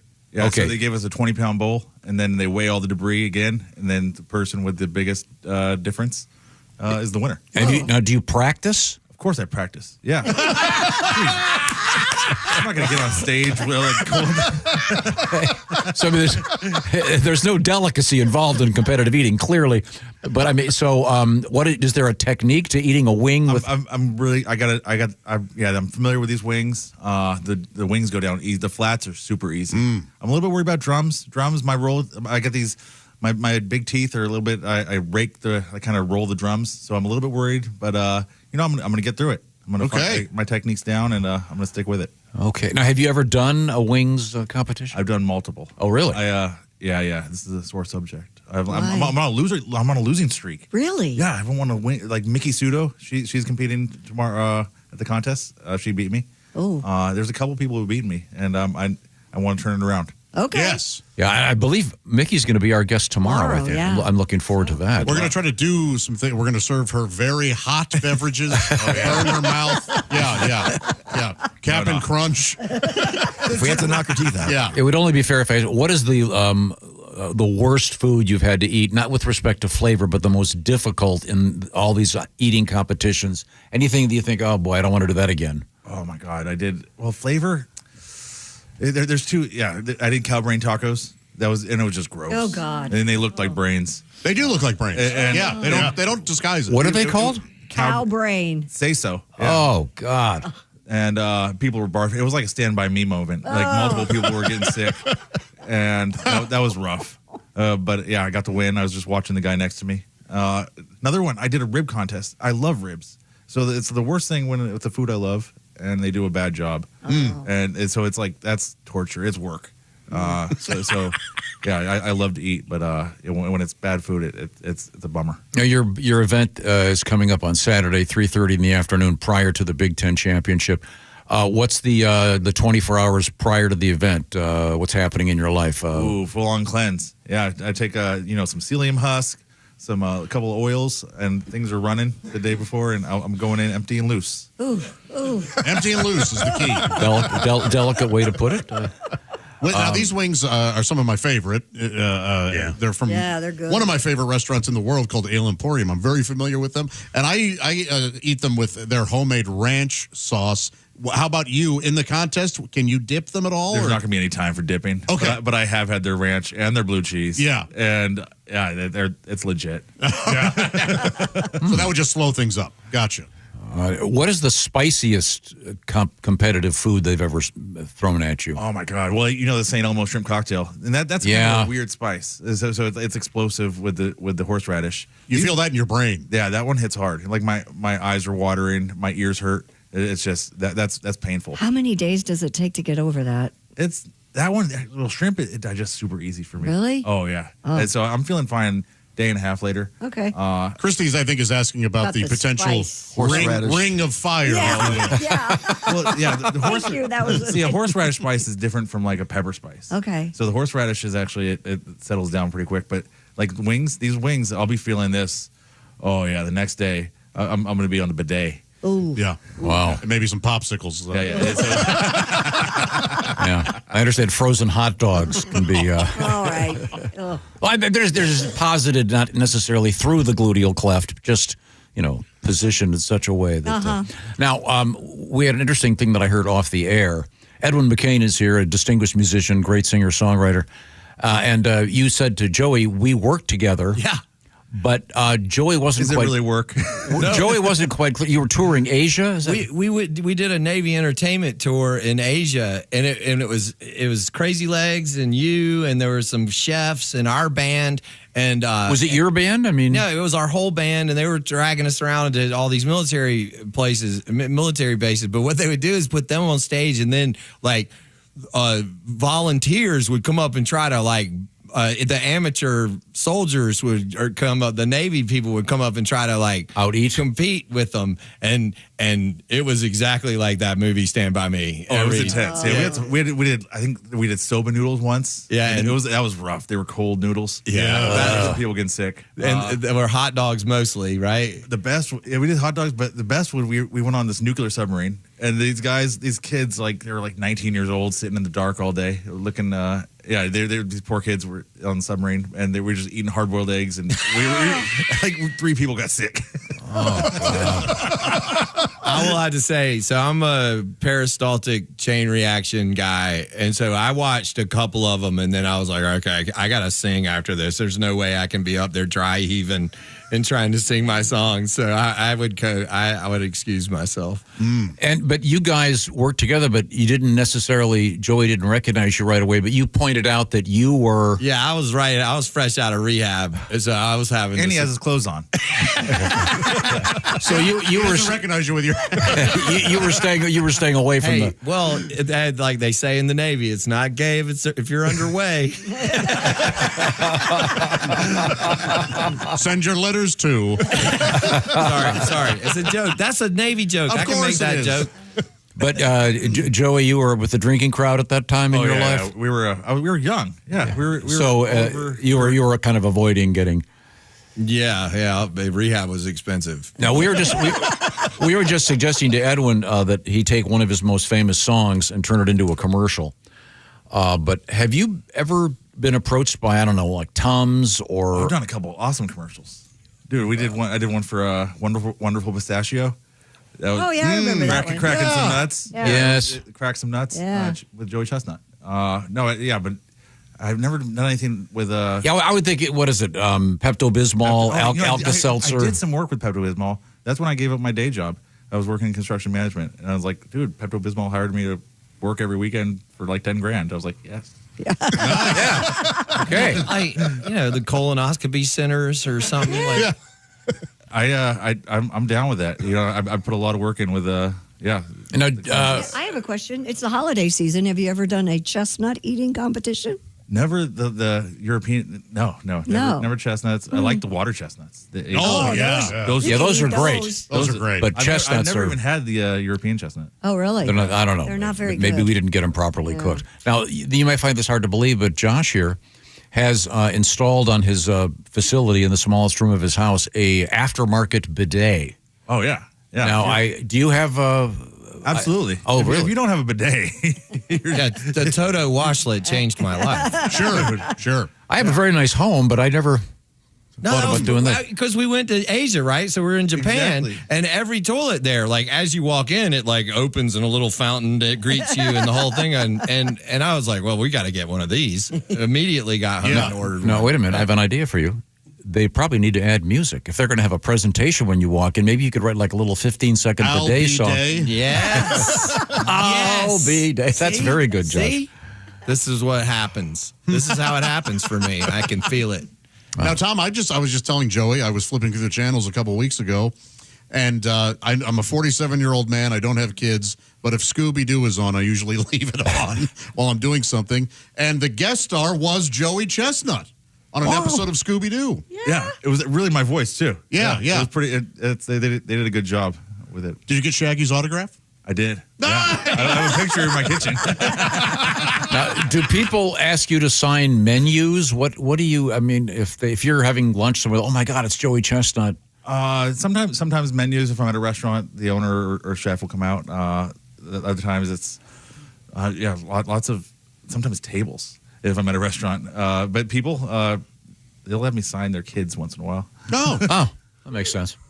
Edwin, you probably signed a guitar or some records. I've signed children. It's a weird thing. It's a weird feeling. Somebody hands you a baby, and you're like, sure, okay. And then right after the baby, then a dude's like, hey, can you sign my arm? I was like, no. Now, is your signature on your autograph signature the same as your check writing signature? No, it's completely different. Good work. You ever thought about that? Mine's the same. Okay. No, they like the first day I got to Atlantic, they put me in a room with like 50,000 posters, and I used to write every letter of my name, but as soon as 50,000 posters got it turned into EM real quick. Yeah, good move. Okay. Now, how about for your checks now these days? If you write a check, do you still? Same. It's the same signature now. Oh, just that little squiggly. Is yours the same? No. Really? You have different signatures? Yeah. Wow. You sign with just TOM. Yeah, just just printed. quick, Do you use cursive on your checks? The weird thing is I haven't written a check in like 30 years. Okay. Well, yeah, but this is your question. But you have to endorse checks. You have to sign documents occasionally. Yeah. Oh, yeah, I could do that. He has an auto pen. Yeah, I have no doubt. When we come back, I want to get a real song out of Mr. Edwin McCain. I'll remind you. Or we can hang out. I don't care. Come here to work. Okay. I'm very impressed with your Christmas project, though. That was fun, and I loved your Chihuahua song. And Joey's going to hang out for a little bit longer. And Christy Lee's going to tell us about something. What's happening? Yeah, about Raycon, because they are the best holiday gift. And you want to check out Raycon's new Essential Open Earbuds. I have become a big fan of these because you can put them on. They don't go in your ear. They go kind of around the back. It's really cool. It's like sits in front. You can play music and still hear what's going on around you. Perfect for the gym or while you're out walking your dogs. Tom needs to know that there's traffic coming because he doesn't pay attention real well. And you can. And by the way, my neighbor with the Tesla, I finally flagged him down and I said, I can't hear you. Yeah, you can't because they're electric. But don't they make that weird noise like? Well, I got to have him install that thing. It was ran over my dog and me yesterday. This Tesla was backing up in the parking lot yesterday, and it was making that noise. And I turned to this friend and I was like, do you hear that? Because I was thinking, man, the 90s are coming back hard on me right now. Yeah. You can get 20% off this holiday season on Raycons. Don't wait. The regular earbuds block out everything. The Raycon Essential Open Earbuds sit just outside your ear canal. They're lightweight, and they have this hook part that rotates so they actually stay in, and they're quite comfortable. Raycon has over 3 million customers. Sound quality just as good as the expensive brands for half the price. And if you don't like them, which we never hear about, but they do have a 30-day guarantee. The Essential Open Earbuds are here for the holiday season, and they're selling fast. Raycon audio products up to 20% off. Go to buyraycon.com/TomOpen to save on Raycon audio products site-wide. Order by December 15th. You get guaranteed delivery by Christmas. That's buyraycon.com/TomOpen. buyraycon.com/TomOpen. They make a great gift. I'm a big fan. Thank you very much, Christy Lee. We're coming back with Edwin McCain and Joey Chestnut in the O'Reilly Auto Parts Studios. This is the Bob and Tom Show. Thanks for listening to the Bob and Tom Show, sponsored in part by Java House, the official coffee and refreshments of the Bob and Tom Show. Christy, let's see.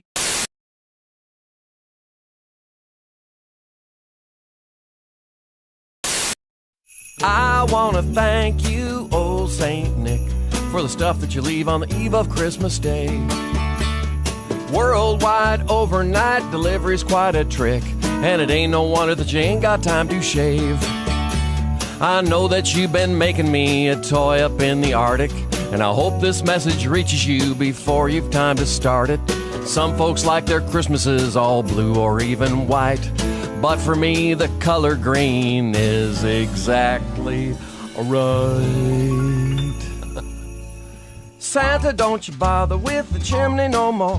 Slip my present into an envelope and slide it under the door, cause nothing says Merry Christmas like cash, cash, cash. Yeah. Don't need two front teeth or mistletoe kisses. Jackson Franklin and grants my wishes. All I want for Christmas is cash, cash, cash. Oh, the size is perfect and the style's just right. You know that it's the color I dig. And never, ever, ever would you hear me say, does this money in my pocket make my butt look big? Oh, show me what the holiday spirit's about, with a nice wire transfer into my offshore account. Cause nothing says Merry Christmas like cash, cash, cash. Santa, don't you be no Ebenezer. Pay off the balance on this here Visa, cause nothing says Merry Christmas like cash, cash, cash. Oh, the size is perfect and the style's just right. You know that it's color I dig. And never, ever, ever would you hear me say, does this money in my wallet make my butt look big? Oh, Santa, don't you bother with the chimney no more. Slip my present into an envelope and slide it under the door, cause nothing says Merry Christmas like cash, cash. Nothing says Merry Christmas like cold hard. Nothing says Merry Christmas like cash, cash, cash.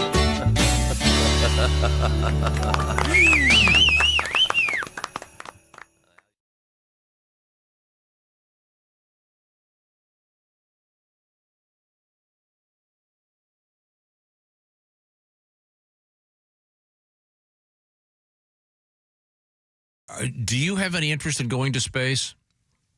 Yeah, so I have a different definition of space, as would be true for all of my colleagues, my astrophysics colleagues.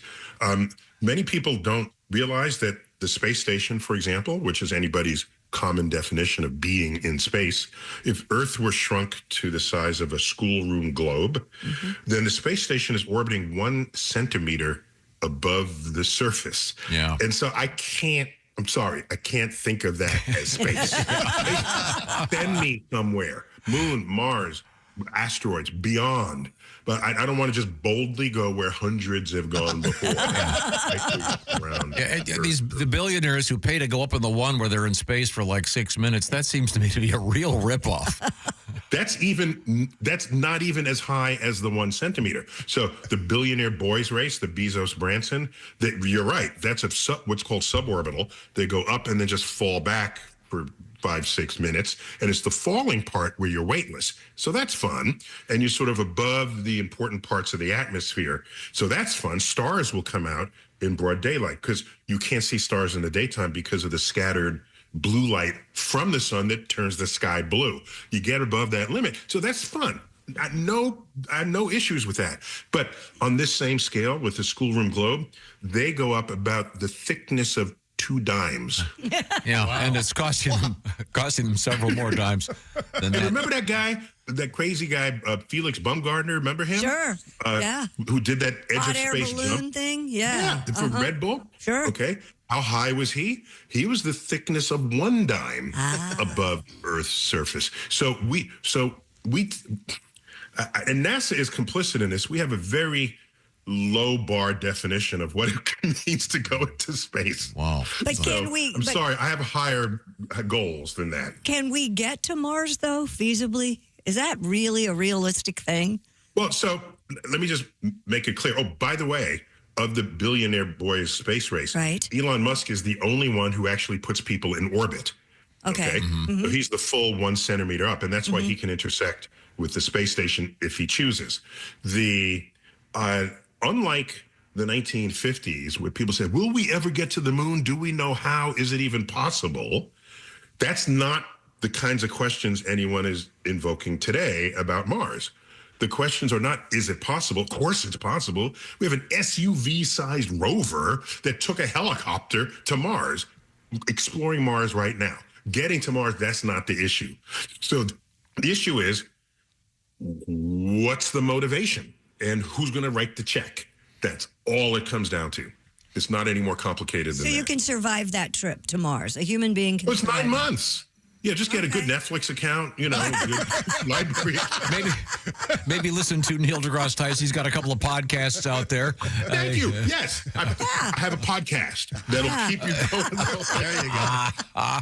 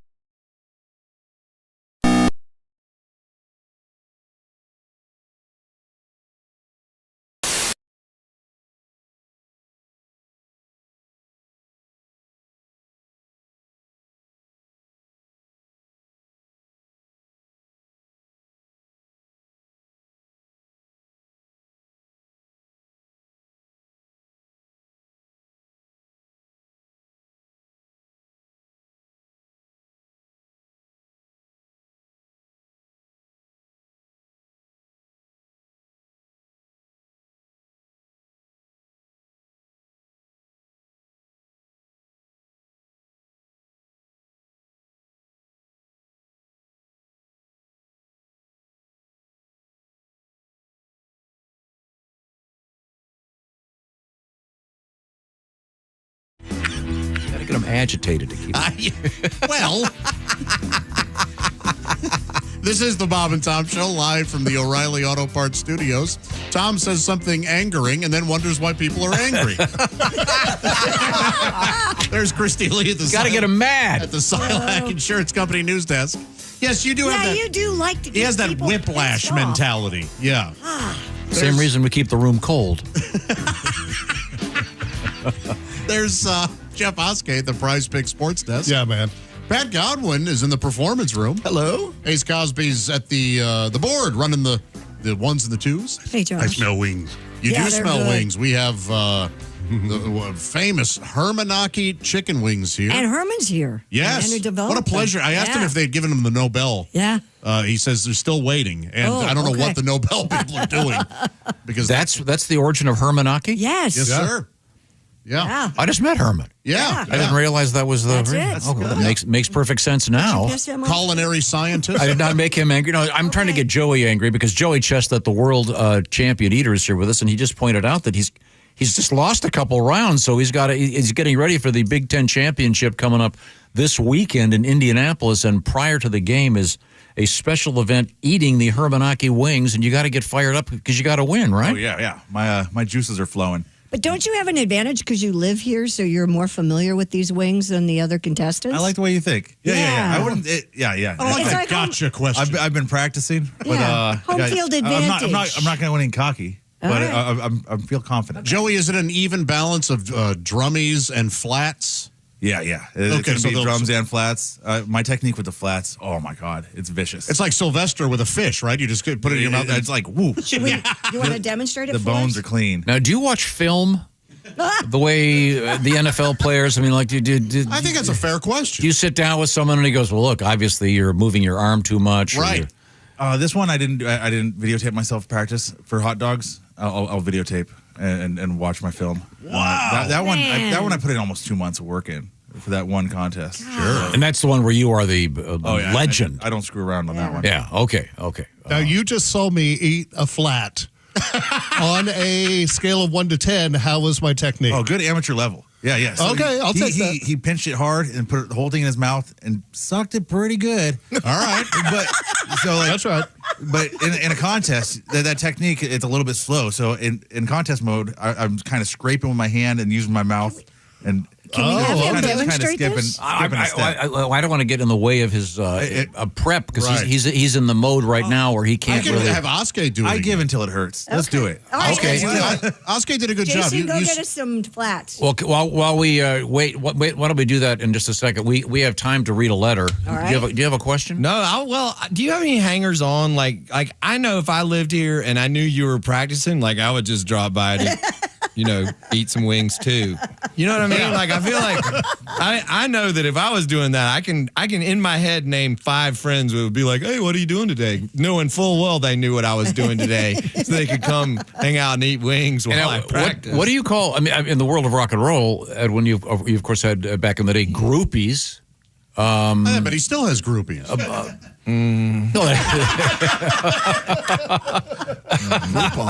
may not be the groupies you want, but you have them. Sorry, I didn't. And now they're called droopies. Yeah, I feel like I get a desist on that. There's been some spandex that's been brought back out that should have been left in the closet. Yeah. Now, what do they call the hype? The mega fans of food? Trouble. Okay. Well, I know, like rodeo, they're buckle bunnies and like is this their competitive food eater? Slurpees? Slurpees? That'd be kind of a double description of the gig, if you will. I think Joey's right, though. They're called distractions, aren't they? You don't need that. Yeah, it's any woman who's after a competitive eater. Yeah, it's like, ugh.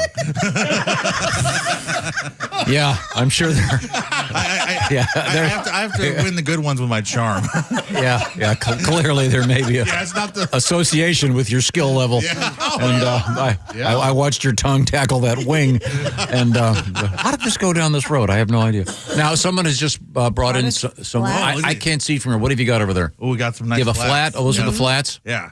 So contest mode. I'll pinch it hard. No, Christy, you're closer. Can you do the play-by-play? Hard. So you pinch on either end. So yes. Your instinct is going to go towards the side with the little bone sticking out. Right. Don't do that one. Go towards the pointy side. Okay. Pinch the heck out of it. And Pull it. Oh, man. I mean, it's there. Yeah. Wow. Oskay's doing it. Because your mouth and your lips get Oh, tired. look at Oskay. Oskay's pretty good. He's really You good. gotta kind of slide your thumb underneath. Okay, do it. I'm sorry. Tell me again in slow motion. You don't. You pinch it. What's happening, Christy? I can't see. Pinch the pointy eyed. Yeah. And you kind of slide your thumb under. So you're shoving the meat Yes, off the bones. Ah, okay. And into your mouth. Yes. He's shucking it. Yeah. Here, give We this need to some Joey. paper towels. Here, Oh. give this to Joey. I don't know if you. I've never been so Ready? more Ready? happy that I dropped out of college. Oh God, than I am right now. I miss Christy's coffee by 2 inches. Sitting here eating wings in the morning. This is Thank the you, greatest. Now, we thing. missed Edwin's technique. How do you feel you did? I feel like I'm at the low end of the amateur scale. Oh, that was good. That was real good, Edwin. Yeah. Good. Yeah. Listen, if you left me alone in that room with just the wings and nobody was in there to judge me, I would put on a clinic. I'm just telling you. Man. Yeah. Now I have a technical question, Joey. Facial hair. You do not have any facial hair, nor do I.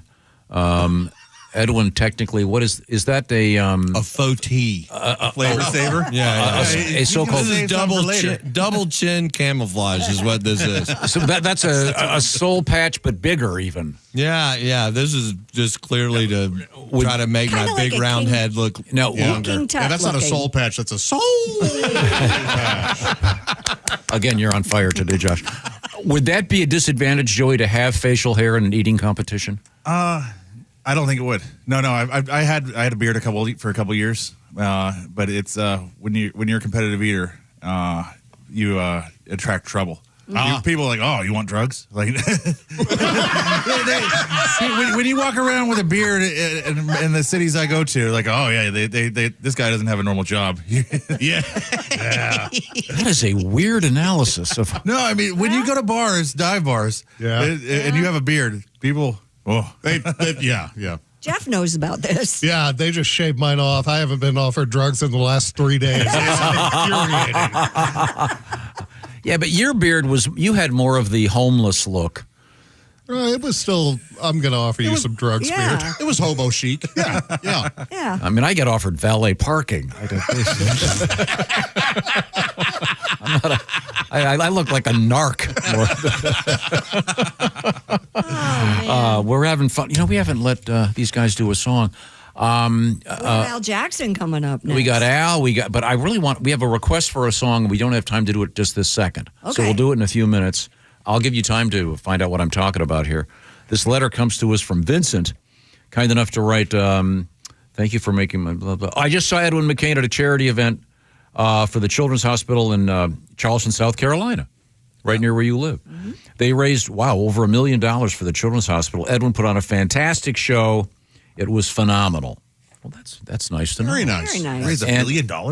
We've raised it's every year we raise about $1 million too. Oh, that's great. And over 20 years, it's a lot. So yeah. And there's a request for you to play. I don't even know how to say this. What is it? Oh, the it's the Don Ho Christmas song. Mm-hmm. What is it? Mele Kaliki Maka is the thing to say. When we come back, that's a great song. I'd forgotten about that. We'll get to it coming up. And we have Al Jackson on the way as well. Mm-hmm. And we will be in the O'Reilly Auto Parts studios. And this remains the Bob and Tom Show. For a complete copy of the Bob and Tom Show contest rules, go to bobandtom.com/contest-rules. Or just scroll down to the bottom of the page and see contest rules. This is the Bob and Tom Show. Cleaning your...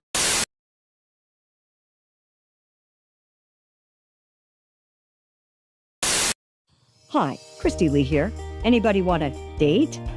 December 7th. That's the deadline date for the current Medicare open enrollment period. The Indiana State Health Assistance Program, better known as SHIP, can answer all your questions at 1-800-452-4800. You can also just search Facebook with the words Indiana SHIP.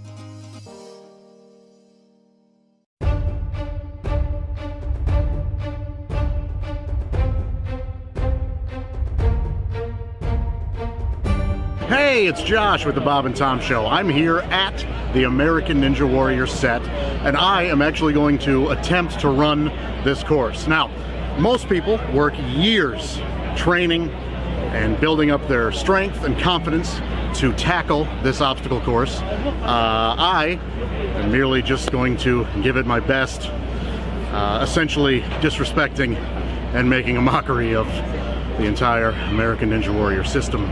We're here with Jesse Labreck, one of the top ninjas of American Ninja Warrior. Hey, I'm here with Drew Dreschel, actual American Ninja Warrior. Yes, sir. Hi, I'm here with Stan. Stan, is this your first time running the course? It is my first time. Oh, excellent, excellent. Now, Jesse, I'm going to run this course, or at least I'm going to attempt to. What would you recommend in terms of stretching beforehand? It's always been kind of my opinion that less is more when it comes to stretching. I don't want to overdo it. Okay. Maybe a few of these, maybe a couple of these. Yeah, you'd want to do all dynamic stretches, a little bit of maybe running, little strides, a couple things, just to get your blood moving in your legs is kind of what I'd suggest. Okay, I may have to disagree with you. I think that's...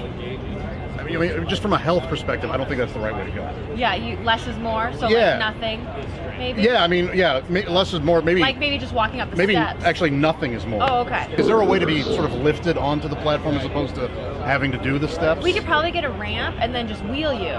Okay, all right, yeah, that'd be sort of Hannibal Lecter style. Yeah. Okay, good. Definitely. Well, I first recommend that you need to develop confidence in your footwork. What you would need to do is go to the first step, jump on it, get a feel for it, and then 2-step to the second, jump over, hold on to it, and then grab the rope. Okay, cool. And I appreciate you walking me all the way through to the rope as if I'm actually going to make it that far. I do appreciate that. Right. What do you eat before you run the course? Do you eat or? I definitely eat. Food is the thing that my body needs, so I do eat food. So lots of chicken, lots of vegetables. Simple, basic things. That's about it. Okay, yeah, I'd say I've pretty much stayed on that sort of regimen. I had some pancakes and eggs and stuff like that.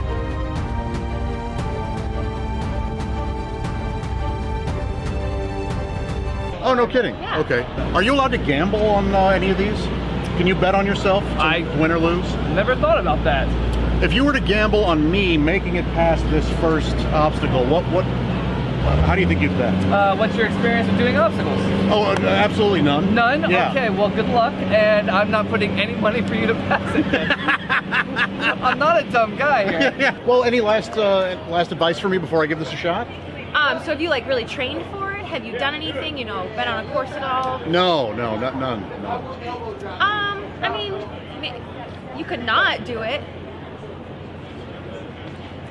Up next, one of the hosts of the nationally syndicated radio program, The Bob and Tom Show. It's the legendary Josh Arnold. Josh, a self-proclaimed nacho enthusiast, enjoys writing, reading, and even watching movies, so pretty much anything that requires the least amount of physical exertion possible.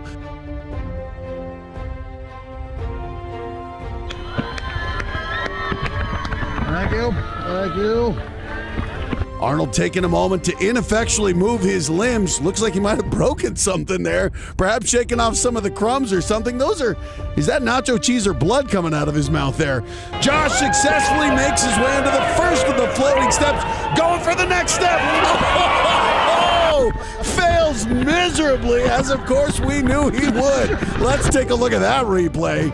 As you can see, it looks as though Josh makes no effort at all to reach the second step.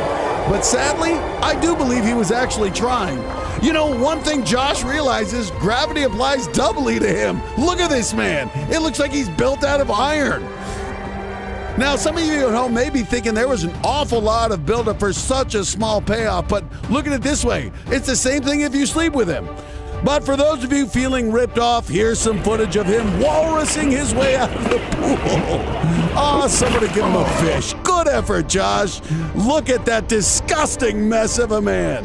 One can only hope he has no living relatives to be disgraced by such a shameful display of inability. And that's our American Ninja Warrior. Well, I really appreciate you doing it, not making me do it. Oh, no, for sure. Yeah. It was a pleasure to do it. Do you have any critiques for my run at all? Well, I really like the confidence wearing a cup displays. The fact that A, you thought you were going to take a shot there, and B, that you thought, as poorly as you did, you were going to need the function of whatever's behind the cup afterwards. Oh, so, would you really say that I did poorly? I don't know. Listen, let me be honest. I fell. Well, hold on. So just so you know, I played in the NFL, and yes, sir. We were required to wear cups. Not that we did. Why are you wearing a cup? I got a couple things I want to protect. Now, I mock you in full disclosure. Every time I host, I'm wearing a cup too. So just in case something goes on, I don't want to become a soprano up there. I rely on being able to say, American Ninja Warrior. Yeah. Okay, well, I ran the course, and as you saw, I did my very best. I got farther than I thought I would, quite honestly. And that concludes our trip here to American Ninja Warrior, Indianapolis. We'll see you guys next time. When you become a Bob and Tom VIP member, you get more and less. Wait, what? Which one is it? More or less? It's both. VIP members get more stuff to hear and less commercials to not hear. So Bob and Tom VIP is a good deal? Yeah, more or less. Become a Bob and Tom VIP member. First step, click the link at bobandtom.com. Hey, it's the Bob and Tom Show, live from the O'Reilly Auto Parts Studios. Christy Lee is at the Silac Insurance Company news desk. My lips are burning. Oh, yeah, some spice. Yeah. Joey, I have a lot of respect for you. It's it's gonna hurt a little bit. We should explain. This sounds like a weird sexual encounter. Christy's lips are the ones on her face, and they're burning because she was consuming some delightful Hermanaki wings. Just to clarify, because our guest Joey Chestnut, the champ, he'll be involved in a chicken wing eating contest this weekend. Edwin McCain, singer-songwriter. And we consider you a comedian, has joined us. Jeff Oskay's at the Prize Picks Sports Desk. Download the Prize Picks app, use code TOM, and get $50 bonus credit instantly in lineups when you play $5. Must be present in certain states. Visit prizepicks.com for restrictions and details. There's Ace Cosby. Andy. I'm Josh Arnold, the I Hate Steven Singer sidekick chair. And Tom, we also have a guest on the phone. Joining us, it's on the big screen up there. It's comedian Al Jackson. Right. It's your challenger in the chicken wing eating contest. Oh, Let's do it. Al, you just missed it. Joey showed us his technique, And it's I can't really give it away. Poetry in motion. It's it's unnerving. Poultry in motion in this case. Now, if I think a question I've always wanted to ask Joey. Go. Yes. First of all, great to meet you, man. My name's Al. Do you want What's up, man? pictures? Well, I'll DM you after. I'll slide in there. I've talked to people that have been around pro sports, and they said they saw like a young so-and-so, and they were like, oh, for sure, this guy has what it takes to be a pro ball player, baseball, football, whatever. Do you ever just see somebody out and you just go, I think that guy has what it takes to be a professional eater? Is it like an innate characteristic that somebody has? Yeah. There's been a couple times where I've seen really, really good eaters, and the way they attack the food, and it's like, and when their body's telling them one feeling, they can ignore that feeling. I've seen. There's a couple guys who are there's the guy out of Australia, really good. He's getting better. But yeah, but there's other guys who they can attack the food, and then they don't like the feeling of being bloated. Like I enjoy that feeling. So it's So there's people who don't love it. Do you tell them, hey, you got it, kid? Or do you keep it to yourself? I mean, I'll help them a little bit, but I'm not gonna. Yeah, competitive eating, it's weird. It's hard on the body. It's hard on. You have to try. You're on the road. Mm-hmm. It's a grind, and I'm not gonna tell anybody to give up their day job. Yeah, I feel like I'm discovering my next chapter. So I want to go around the horn here, and I'll start with you, Al. If you had to eat a lot of one particular food, and what would you want it to be? My answer would be spaghetti. I could probably eat the most of that of anything. This is probably bad, Tom, because as I'm thinking about it, I'm like, it might be too filling. But I think your boy could put away some sweet potato pie. Ooh. I think it would scare people. I could really throw it. I could throw that back. But is that bad, Joey? In terms of like, what do you want to look for when you're looking for a food you can eat a lot of? Do you want it to be like light, or what are you looking for? So if you're gonna eat a lot of it, you want to be comfortable with it. So it's kind of like if you go out drinking, you drink the booze you're comfortable with. If you're gonna eat a lot of the food. Sweet potato pie. If you love it, you're familiar with it. Your body's gonna be comfortable hauling around 12 pounds, 15 pounds. Christy, what would be a goal if you were going to eat pies for a regular person? Should you be at least able to get like 5 down? Like it all depends on the bar. Depends on weight and volume. So some pies, if they whip it up a little bit more, it's going to be a little bit less dense. But if it normally it's 8 or 9 inch pie. I would say 5 of them. Whoa! and if those are like a pound and a half each. So yeah, that'd be 50. Yeah, my record for pumpkin pie is 21 pounds. No. But now, see, I don't think you're going to beat me. Now, for Christmas fruitcake, for me, it would be 0. Yeah. They turn it into a doorstop. Josh, what food do you think you could eat the most of? Either like shrimp or I'm talking like shrimp cocktail, or what I would like to try, because it's one of my favorite foods and I'm comfortable with them and I feel like I can handle them well, egg rolls. Really? Oh, that's a good one. Now, I think it might tear up the mouth a little bit, but I would like to try egg rolls. Is that something you've ever tried? I've never done egg rolls in contests. I've done anything crispy like that? I don't think I've done anything crispy like that. Yeah, crispy's got to be a little tough on the roof of the mouth. It's a little bit harder. Yeah. I've done a couple crispy taco contests, and there was a couple of times I thought I was going to cut my throat. Yeah. But no. Have you ever done a game like a venison or in other words, not a traditional like beef or pork, but has anyone ever done bison that? Or I was forced one time. A friend of mine owns a restaurant. He said, "You've got to try the goat tacos." I hated them. Yeah, that's not bad. No, I don't think I've done anything like that. I'm surprised some hunting organization hasn't done one with venison. Or elk would be pretty rad. Yeah, some of it would be delicious. Yeah, it'd be cool. Are there any starting park guys in competitive eating? Like the dudes that just know they're never going to win, but they go because they get to eat whatever they want. Like I feel like the NASCAR guys. There's some cars that are in the back and they just make a couple of laps and then they park. I feel like I could be a starting park guy. Like right, I just be like over at the end. Like who's that? Don't worry about it. I didn't know what you meant by starting park. There are some eaters who are they love it. They love the sport. There's a couple. There's one guy. Crazy Legs Connie, he's coming this weekend. He's been doing it longer than me, He was with us on the MWR thing. Yeah. He's a good dude. He's a good competitive eater. Not great. I've never seen him. I've never seen him win, but he has heart, and he's a good dude. He's like the Eddie the Eagle of competitive eating. He's a great man to go on the road with. Now, Al Jackson. You don't want the start and barf guy. That would be bad. Yeah, good point. Al Jackson is familiar with the so-called street lingo. You guys may find this hard to believe, but my hipness level is not particularly up there. So Al is trying to get me a little more street. Al, we have some new verbiage for me today. I absolutely do, Tom. And this phrase is just in honor of our guest Joey. Let's make it food related. Okay. So Tom, if somebody said the following phrase, just put the fries in the bag, bro. What are they saying to you? Just put the fries in the bag, bro. Is it as direct as it sounds? Is this if you're at a fast food place and the person is asking you a lot of questions? Do you say, hey, just put the fries in the bag, I got to get out of here? Go with that. You're right there. Okay. I know what you're saying. So if I'm at a social situation and someone can't get to the point, I just say, hey, just put your fries in the bag, bro.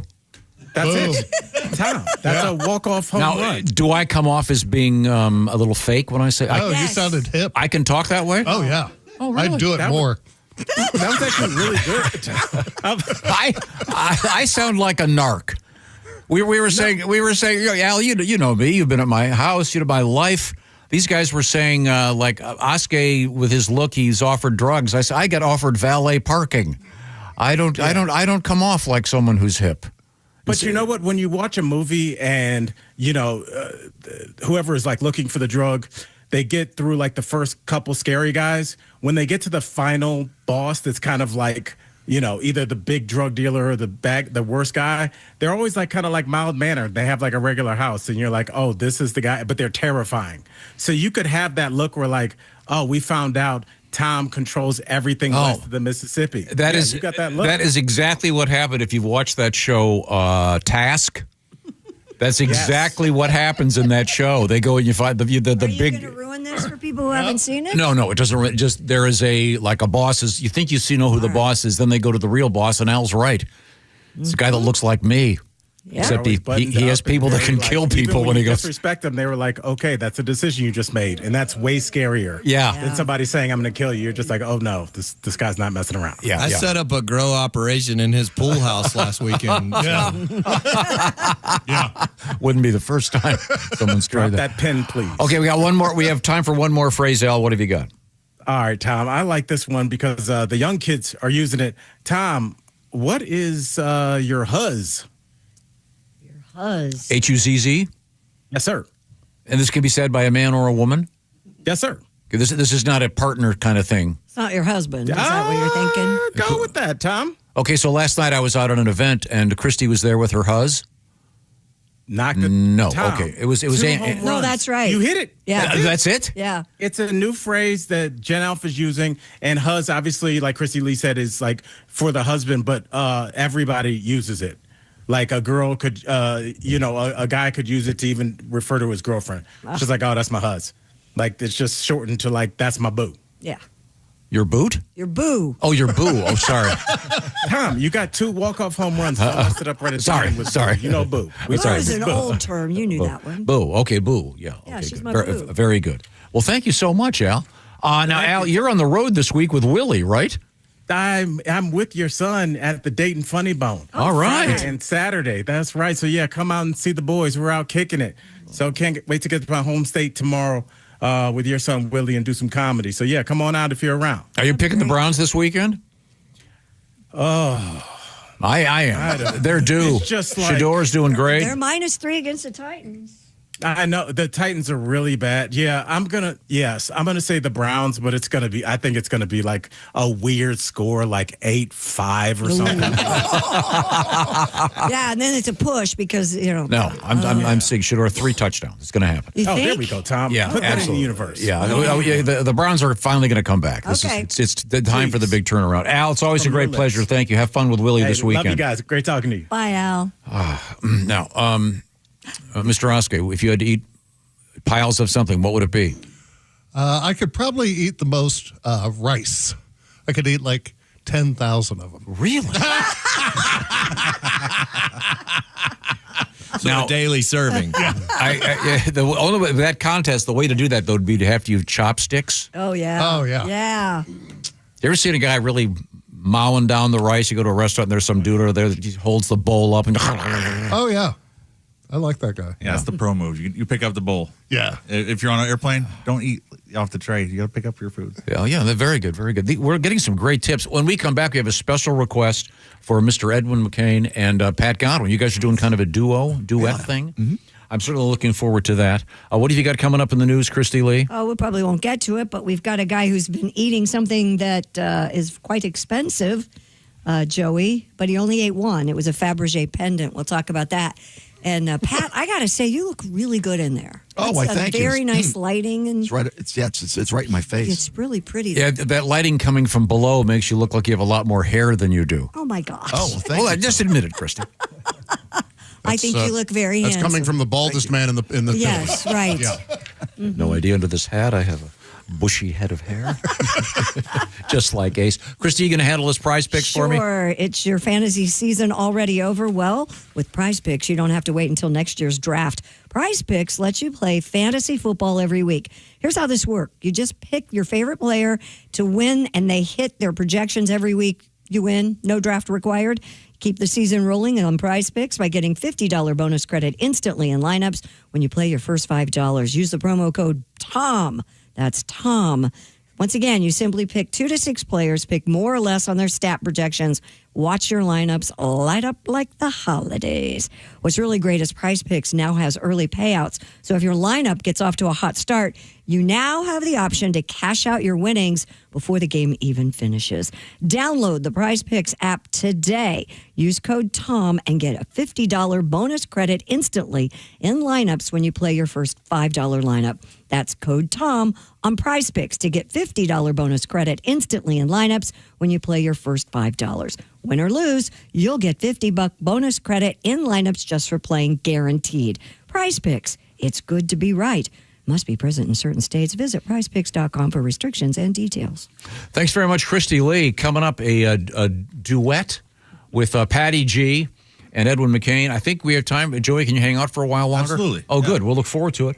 Coming up, they're going to be doing their version of Mela Kalikimaka. Am I getting it right? Mm-hmm. Am I missing a syllable or three? Mela Kalikimaka. Okay, good. We'll find out when we return to the O'Reilly Auto Parts Studios, where this remains the Bob and Tom Show.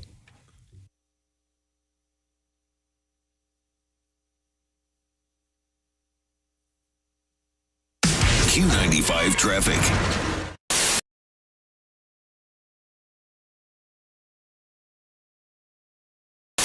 Larry, the cable guy. Larry, good morning. It's good to see you. But I got to tell you, I had a horrible nightmare.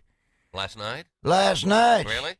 Before I come in here, I dreamt I drank the world's largest margarita. And woke up this morning, there was salt on the toilet lid. Thank God I didn't eat the worm in there, I'll tell you that much. I tell you what, I was madder than a skinhead watching the Jeffersons. I tell you what. There goes your Christmas present. I was antiquing over the weekend, and there was this giant picture of Buster Brown hanging. It was a wall art, I guess. It was hanging. It was just Buster Brown, the way he used to wink. When you say you were antiquing. Yeah, looking around for antiques. This is not online. This is at stores, walking around looking at other people's old stuff. Yeah. Oh, it gives me the creeps. Why? Why is that? It gives Donnie Baker the creeps, too. Hello, Bob and Tom Show. Hey, Bob and Tom, it's Donnie Baker. Oh, hey, Donnie, how are you? Good. Chick, my mom Phyllis used to make me wear Buster Brown shoes when I was a kid. Did she? Wow. I swear to God. Hell, I probably still got a few pairs up in the attic. Re-gift them to Woofy. Brings back memories. I ever tell you guys about my Christmas Eve last year? No. I got a last-minute part-time job at the mall. Because some dude got sick, so they needed a pinch hitter for Santa in their Christmas Eve extravaganza. Oh, cool. So, spoiler alert, I got all dressed up in a Santa Claus suit. Did you? Wow. And it was actually fun finding out what all the kids wanted for Christmas. I'll bet. And not a one wanted Buster Brown shoes. Yeah, no. But anyways, I got done pretty late at the mall, so I just left my Santa suit on, and I ended up checking out some adult entertainment spots on my way home. Yeah. Oh, really? Oh, it turned out to be a magical Christmas Eve. I even wrote a poem about it. You guys want to hear it? Sure. 'Twas the night before Christmas. I hit all the strip clubs with guys getting lap dances, sporting half chubs. Dancers' garters were stuffed with singles and fives from dudes who didn't want to be home with their wives. Crystal and Roxy report to stage 2. White stinks keyed up. Time to do what you do. I dressed up like Santa with the suit and the beard, hoping a stripper might see me and want to get weird. When out on stage 3, there arose such a clatter, I craned my neck to see what was the matter. Then what to my wondering eyes did appear? The biggest set of jugs I'd seen all last year. She was fire-ass hot. Them D-cups were fine. I knew in an instant she must be mine. Forget Crystal and Roxy. I'm off to stage 3. Santa'd never seen hammers quite like these. She danced over to me. Her butt started to twerk, which made her pasties fell off. So I went to work. I said, I'm Santa. Come sit here on my knee. I got presents for you. Have you something for me? She said, you're too skinny to be Santa Claus, honey, but I'll play along. You have any money? We were off to the back room in a flash. I whipped out my wallet and showered her with cash. Take my 10s, my 20s, whatever the price. And last Christmas Eve, well, Santa came twice. Enjoy the antiquing, chick. Very Bye, good, Donnie. Very nice. Touching. Yeah. Yeah, isn't that nice? The Christmas poem. Yeah. I didn't know Donnie. Hey, chick, what are you doing? Working on radio stuff. Oh, well, you missed the meeting. Oh, yeah? What'd I miss? Actually, some pretty cool stuff about Silac. Get this. All right. If people have a 401k from a former job, Right. they may be able to roll it over into a Silac annuity and get a 20% bonus bump. Nah. Yeah, huh? Let me run some numbers. So I've got a $100,000 401k, and I switch it over. $100,000 becomes $120,000? Yes. And $200,000 becomes a $240,000 Silac annuity? That's right, but chick, you know you have a calculator on your phone, right? Oh, I prefer this one because I like big buttons and I cannot lie. Get your butt over to SilacINS.com for more info on the 20% Silac annuity bonus.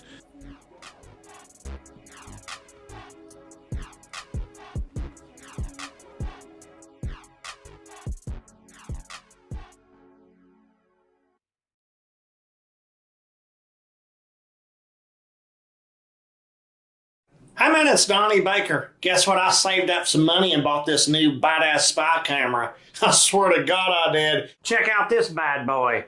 See, I've got some Velcro here that I can put it right on my tap-out cap. Keep it right here on the side. Nobody would ever notice. They'll just think it's like a pacemaker or inhaler. Plus, I've got full coverage connected right here to my pager. So between these two things, I'm basically like a Navy SEAL or a coal miner. Except now my head's above water. Check this out. Hey, Chloe, I'm Donnie Baker with the Bob and Tom Show. I'm one of the sound guys. I need to put one of these lavender microphones on you just to make sure we can... You should run this anywhere you want to. I'm a big fan of 24. Hey, is Martin Sheen's son really full-blooded Cherokee, or is that just a rumor or bourbon legend? Is that... Here, maybe we should go this end first. Yeah, it's a lavender microphone. It's just a... What the hell are you doing? I'm putting a lavender... Oh, You've got a restraining order. You're not even supposed to be... That's a different permit. That's a different... I'll be right back in a second. That's a different... He doesn't work I was that close. Get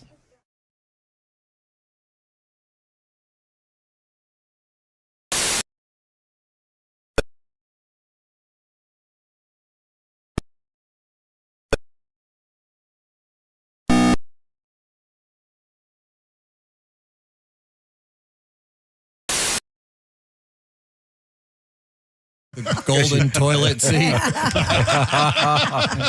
The golden bidet. Yeah, a normal belt. Joey Chestnut is here, and Joey's got a big thing coming up Saturday because it's going to be this time it's wings. The famed Hermanaki wings are going to be consumed. Joey's already showed us his technique. We'll be posting the technique online. You can look at the videos on YouTube in case you're interested in seeing how it's done. You got to wait till after the competition, or You think? Well, tomorrow people will be watching. His competitors will be watching his technique. And, Mickey Suto's going to be in the studio, I think, tomorrow, so we can see what her technique is. Yeah. We got to watch her technique. And she got some dental work done not too long ago. Does it help her? I don't think so. I think she's a little bit nervous. So is there any psych out stuff? Do y'all talk a little trash or anything? I'm already telling her, these wings are going to be hard on your little baby teeth. But you can't trash talk during the event because your mouth's full of food. No, you can't. Yeah, so it has to happen beforehand. You have to really mind screw them. Yeah. Mind Read screw. that screw. Write that down. I like it. I like that word. That's good. Now, we had a nice letter here for Edwin McCain. I had the good fortune of attending an event. Edwin was the performer. He probably has good stories about it. There were a lot of NASCAR drivers there. I'm not sure what this was. Edwin did a fun version of Mela Kaliki Kakamaka. Mele Kaliki Maka, the famous Don Ho classic. Yeah. And Pat, you guys have worked this out? Ready to go? Yeah. Addendum now. Oh, those Harmonakis are the wings today. Joey Chestnut comes to play. Nice. Good coda. Thank you very much. That was great. Yeah. Were you like in the choir and stuff in high school? 100%. No, so I had dyslexia real bad when I was a little kid. I couldn't read. I had a hard time reading. And so elementary school was hard. But I could sing, and I was in the church choir and doing things, and it was like, all right, well, the adults seem to like it when I sing, so that's what we're doing. And, so that was church. And church choir is basically Southern daycare. I mean, everybody's in church choir, right?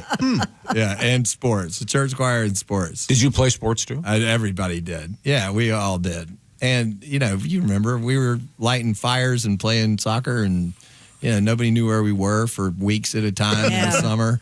Good old days. My father was the town pediatrician, and they didn't know where we were, I mean, I told my parents, I remember telling my kids, I'm like, parents in our neighborhood were fully authorized to beat your butt if you were doing something wrong, and you'd come home and your parents would go, "What'd you do?" Yeah.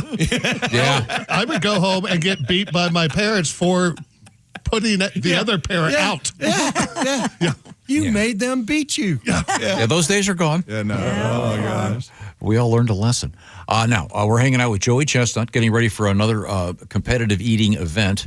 Do you have a full schedule coming up, or do you have a break here after this one? Going to start slowing down, wintertime. I don't know if you can see me, but I'm a little bit heavy. I'm a doughy chestnut right now. And, so I'm going to try to drop some pounds. My next real contest will be end of January. It'll be bagels. Wow. So those would be that I think would be tough. Yeah. Bagels is hard. With a schmear or without schmear? There's a little schmear on there. It's not toasted. So Are they stuck together, or are they halves? they're stuck together. Oh. But so we got to pull Do you them pull them apart and then eat them? Can you dunk it? The dunking really doesn't work on Doesn't bagels work? too much at all. They don't absorb anything? It's better just to kind of tear and drink a little water and just wiggle. Now, obviously, with the hot dog competitions, and I don't know who was the Dick Fosbury, if you will, who revolutionized the sport of high jumping. Who revolutionized the sport of hot dog eating and taking the bun off and dipping it in water? Who's the first one to do that? It was the Japanese. Yeah, back in the 90s, there was an eater called the Rabbit. I think it's a rye. And then later, Kobayashi started winning. And then, so like when I started, I was like, all right, that's the technique. And I tried to eat them fast without dunking, but it's just a little bit faster with dunking. Now, can you do with the wings? There's no. It wouldn't help. Wouldn't help. Now, anything that's fried at all, or like with the oil really makes a barrier almost. Can you patent a technique For eating? no, I don't think so. Okay. I It'd be kind of cool. I mean, It would be kind of cool to have your own. You can't do that. Like the chestnut chug. Yeah, I was going to say you want to have your name on it. Sure, absolutely. Bad. It'd be cool, like the Fosbury Flop to this day for those high jump fans out there. The chestnut jiggle. Yeah, you got to think of or create a tool of some sort that you could market. The Joey Chestnut hot dog stick. Well, it's Coney. I still have some of the Coney sauce. Oh, those were good days. Yeah, those were good man. days. COVID killed that. How do you lose weight? Is it tough? Oh my God, I go on a serious high fiber diet. Oh, okay. Yeah, no carbs. Almost. Yeah, I cut calories hardcore. Well, now speaking of unusual things to eat, we have an odd story. Yesterday we had a story about the highest price ever paid for one of those Fabergé eggs. $30 million. Well, some Russian. Tsar Nicholas II had it made for his mother back in 1913, and it's only been, I think, in 3 different hands over all these years. But it sold for $30 million? $30 million. But now we have a different thing. But this is not one of those eggs, sort of. Police in New Zealand say a man tried to smuggle a Fabergé pendant out of a jewelry store by swallowing it. Valued at $19,000, the alleged loot was a gold jewel-encrusted Fabergé egg pendant inspired by the 1983 James Bond film Octopussy. These eggs are not the size of a real egg. The pendant is a smaller egg, so you're not swallowing. Is Fabergé the style or the material? Fabergé is the company that made them. Oh, it is. Okay. Yeah, like a Chanel or like a brand name. The 32-year-old suspect believed to have consumed the egg in an attempt to steal it. Evidence of the alleged theft has yet to emerge, if you will. But an officer has been assigned. This thing's 3.5 inches high. Constantly monitor the man. And they think the guy swallowed it. Yeah. Wow. That's a trick. That's pretty impressive. Yeah. Now he's going to have a bunch of blood diamonds. It's going to be a pretty interesting Darwin Award. Yeah, exactly. But I mean, the police have to just, I guess, sit there with a strainer. I want to know what the cop did who got put in charge of having to sit there with him. You mean duty? Yeah, exactly. Must have had sex with the Hey, chief's Hanrahan. wife. Yeah, remember when you ticketed my wife? Well, what else have you got, Christy Lee? Scientists say smelling your own flatulence might be good for you. I knew it. Researchers at Johns Hopkins Medicine found that the hydrogen sulfide that causes your farts rotten egg smell can actually help protect your brain cells from Alzheimer's disease. See, I totally don't believe this because if you've ever been around Johns Hopkins, I mean, it's serious business. Old people fart all the time. But the body naturally produces small amounts of hydrogen sulfide, which helps cells communicate and regulate normal functions. Researchers found that the chemical supports healthy brain signaling, and levels drop with age, especially in people with Alzheimer's.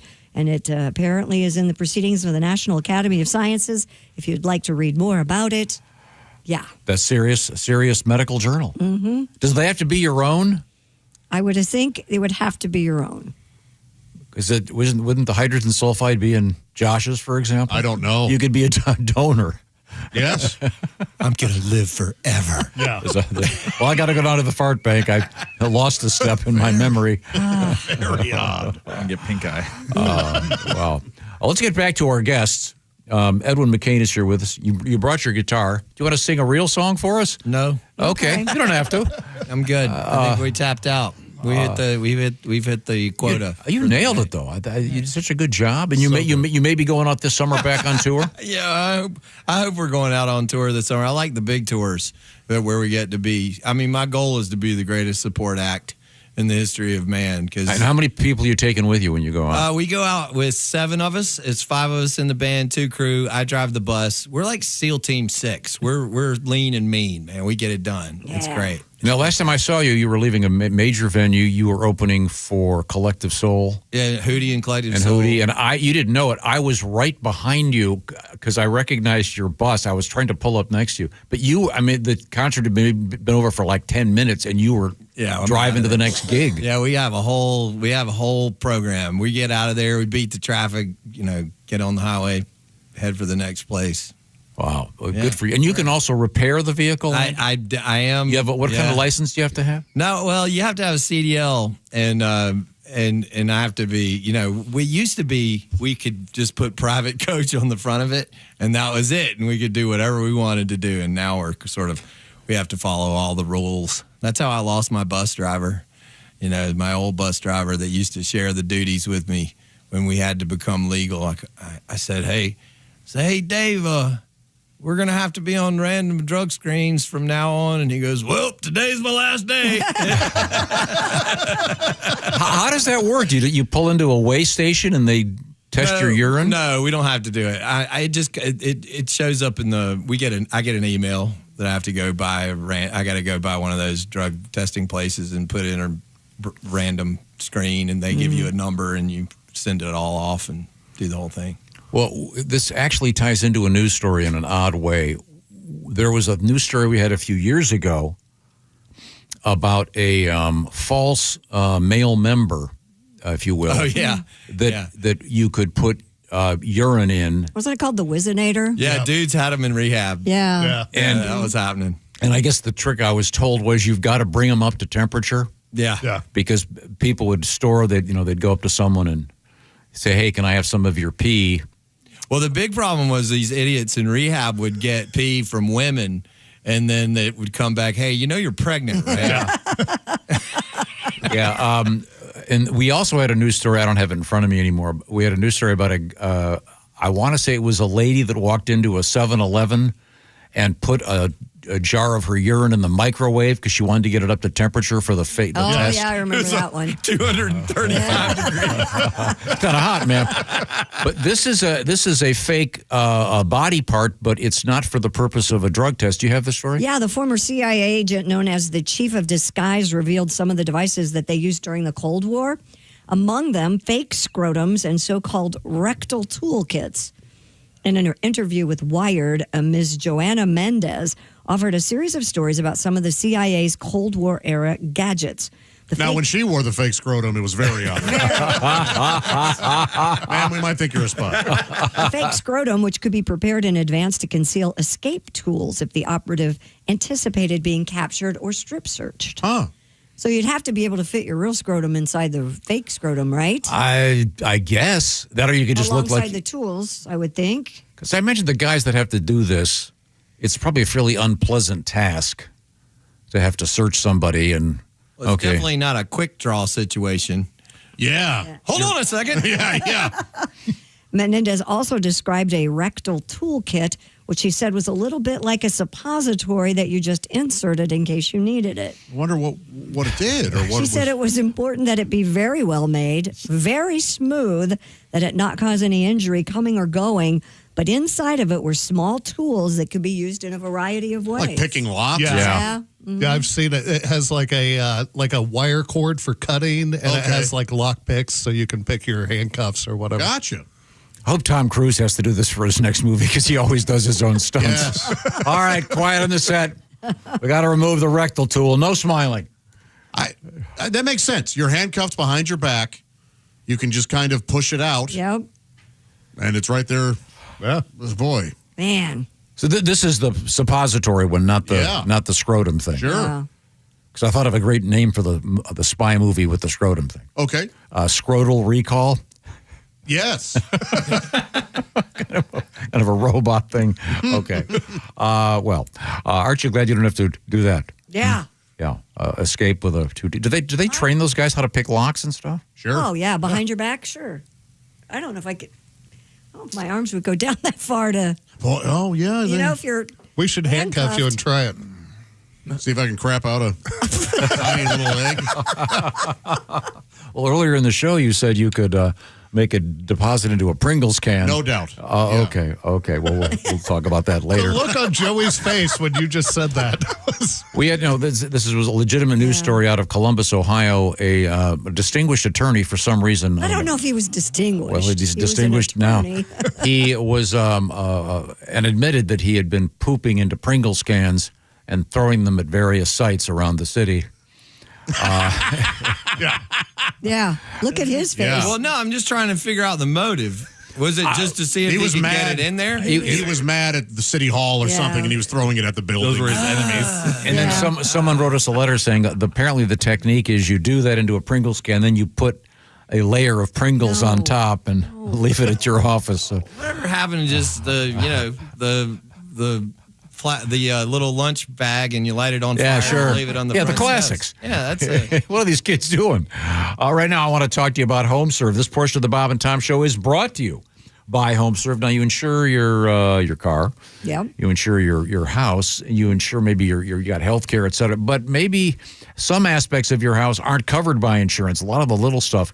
That's where this comes in because HomeServe can direct you to the folks you need to do the fix-up stuff, like a plumbing failure, or a lot of the wear and tear daily stuff that goes on at your house.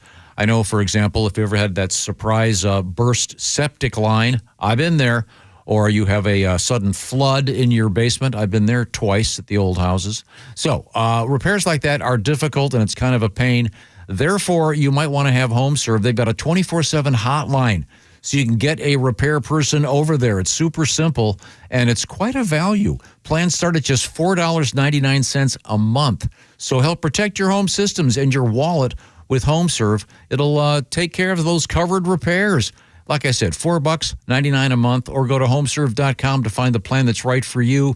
The average plan between $4.99 and $11.99 a month. Not available everywhere. Get the details by visiting homeserve.com. That's homeserve.com. When something goes wrong, you want to be able to make a quick phone call and get someone over there to fix it. Homeserve.com. Give them a try. Give them a look-see. Tell them the Bob and Tom Show sent you. We're coming back with Edwin McCain and Mr. Chestnut, the champion, Joey Chestnut, the eating champion of the world, here in the O'Reilly Auto Parts Studios. This is the Bob and Tom Show. Hey, thanks for listening this morning. Got something to say? Send us an email. bobandtom@bobandtom.com. Protect your vehicle's engine with Syntec and O'Reilly Auto Parts. Syntec Premium Full Synthetic Motor Oil is formulated for today's engines and provides superior wear protection and excellent defense against deposit formation. Right now, get 5 quarts of Syntec Full Synthetic and a MicroGuard Select oil filter for just $32.99. Limits apply.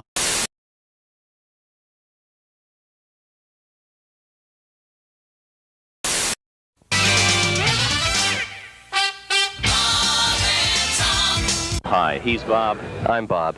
And he's Tom. And I'm Tom. KIZZFM. Kiz. Lucky that doesn't start with a J. Stop it! Dr. Ruth, can I get pregnant when a man undresses me with his eyes? Only if he's cockeyed. Golly, Earl. That might be a pretty good idea. I'd killed my wife when I'd wanted to. I'd be out of jail by now. Dr. Ruth, when I'm dancing, what part of my body should not move? Your bowels. I got some DAP butt crack filler putty back here. We'll just fill that crack right in there, Bob. Comedian Tim Allen. Oh, God. Using laxatives and a rectal scope, doctors were able to collect evidence over a period of 4 days. I must have one.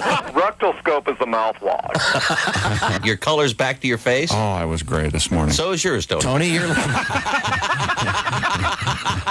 I'm sorry. Thank you. I've got to go.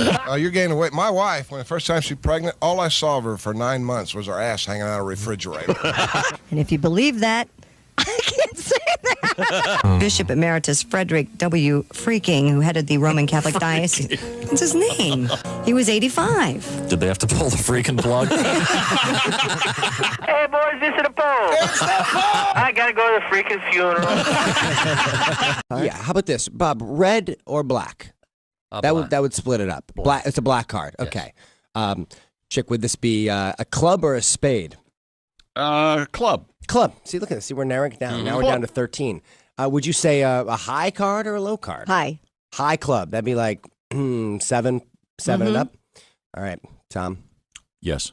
If it's a high club, it's a 7, 8, 9, 10, jack, queen, or king. Okay, jack. It's the jack of clubs. Oh, You'd jack. say this is pretty fairly chosen. Now, yeah? you're not touching the cards. I'm not touching it's been there the whole time. The cards are sitting in a little box. Jack of clubs. Jack of clubs. So when we drove in today, I was sitting in the car and I took one card out of the deck. Right. And I'll do this really, really slow. You can kind of let them know. Justin is holding all of the You'll cards. see one card in the deck is turned the opposite direction Right. from all the rest. Yeah. One Are you card. kidding me? And that one card is The Jack Nicklaus. No way. Okay. Get a car. Get this guy out of here. Weird, right?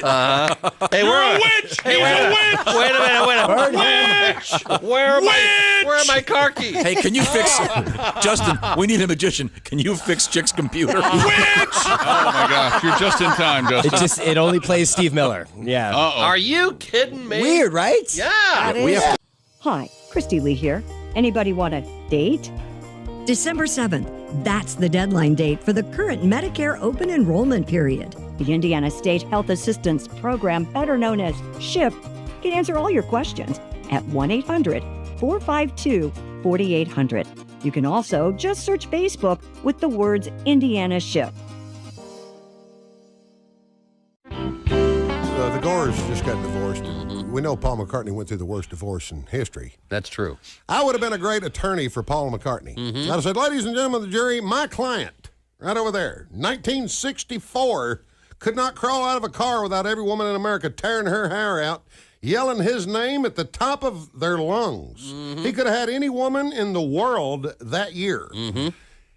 He went with the Manson family-looking girl who was the photographer, who was relatively plain. Lived with the woman for 35 years. 35 years, not one night did he ever miss with his wife in 35 years, except when he was arrested for marijuana in Japan, and she was down the hall in a different cell. Yeah. Okay? He loved this woman. She made him eat vegetarian food. Okay? She was not attractive. He put her on the cover of the Band on the Run album. James Coburn looked better than she did. True on enough. the cover of that album. This woman couldn't hold a tune in a bucket. Couldn't hold a tune in a bucket. He let her play in his band for 10 years. He loved this woman, lived with her 35 years, never missed a night. She passed away. He became a knight. I think he owns Happy Birthday. I know he owns Ramblin' Rick from Georgia Tech, a hell of an engineer. He's a billionaire. The Queen hit him over the shoulder with a sword and made him a knight. He is a sir. And that one-legged, wooden-legged woman wants you to believe that he's hard to get along with.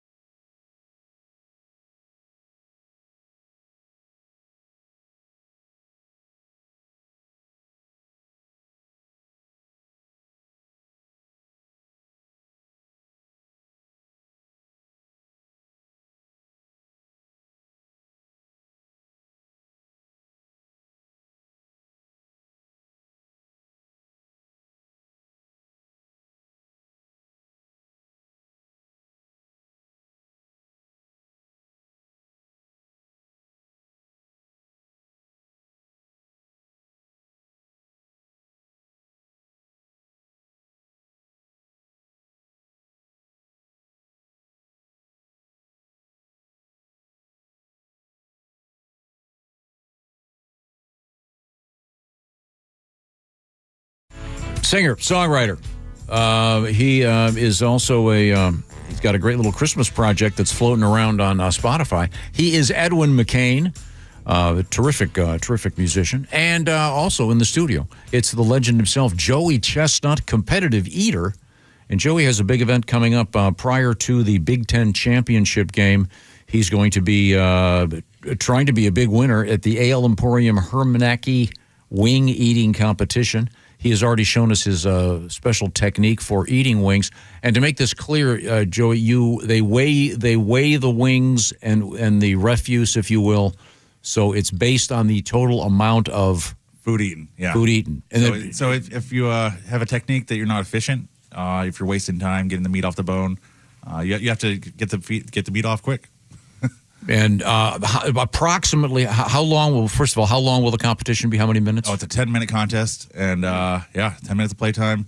And it's it goes. If it's a rough contest, it's a long 10 minutes. If I'm in my zone and the rhythm, it goes by pretty quick. And then approximately how many wings will it be, do you think? If you had to. Oh my gosh, we're probably right around 200 wings. Oh. What? Has there ever been like a cheating scandal in competitive eating? Oh my God! Well, we're competitive. I think it was Emmett Smith who said, "If you're not cheating, you're not trying."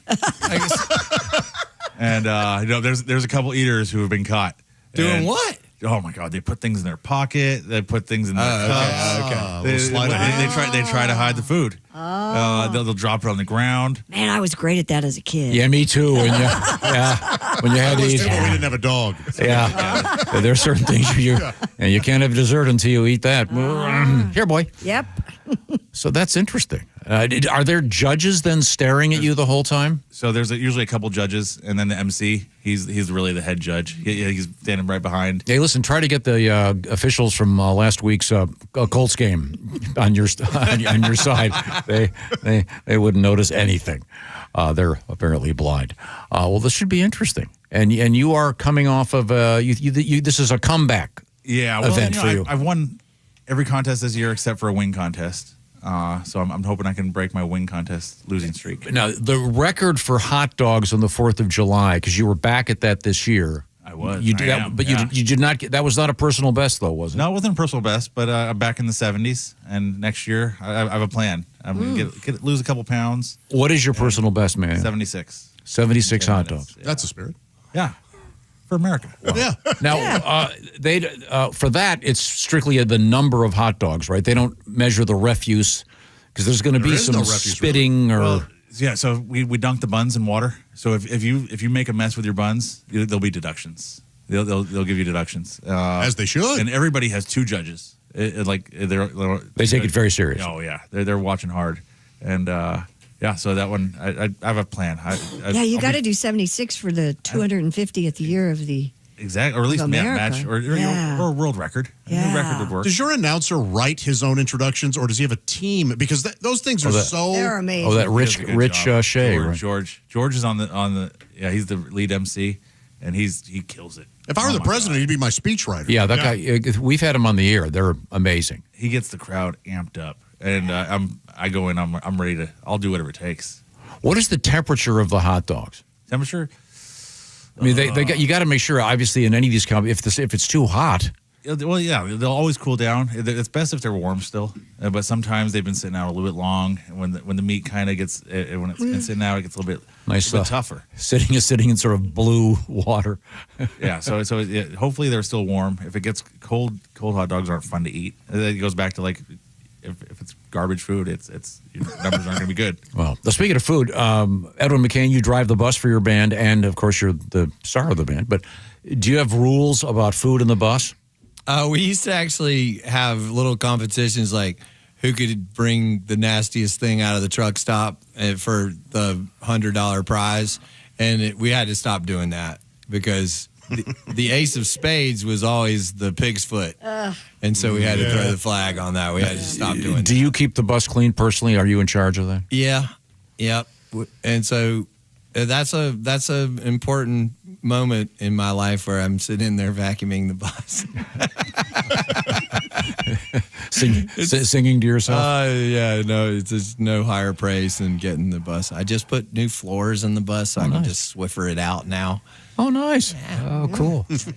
Now, do you have, isn't the secret to these buses to not have the name of your band on it? 100%. Well, so it used to be back in the day, they used to name the buses, and the bus's name would be on the back of the bus, right? And so we had a bus called the Drifter, and we called it the Lake House because every time it rained, it just poured inside of it. We loved that bus. And so but people would misunderstand. And that we'd have these old codgers knocking on the door. Is that the original Drifters? You know, we'd have to explain. No, it's not. No, sir. We don't do any covers. Okay, well, thanks, guys. It's always a great pleasure. Edwin McCain and Joey Chestnut joining us here, and these are the O'Reilly Auto Parts Studios, and this is the Bob and Tom Show. Hey, thanks for listening to the Bob and Tom Show this morning. Get a look at today's show on our YouTube channel. I ho hate Steven Singer. That's cute. So the holidays are coming and I hate to ask, but I need some ideas. You can't go wrong with my diamond stud earrings. They are a fantastic gift. Diamond studs? Sounds expensive. Get this, our diamond studs grow. What do I have to do? Water them? No, I have a lifetime trade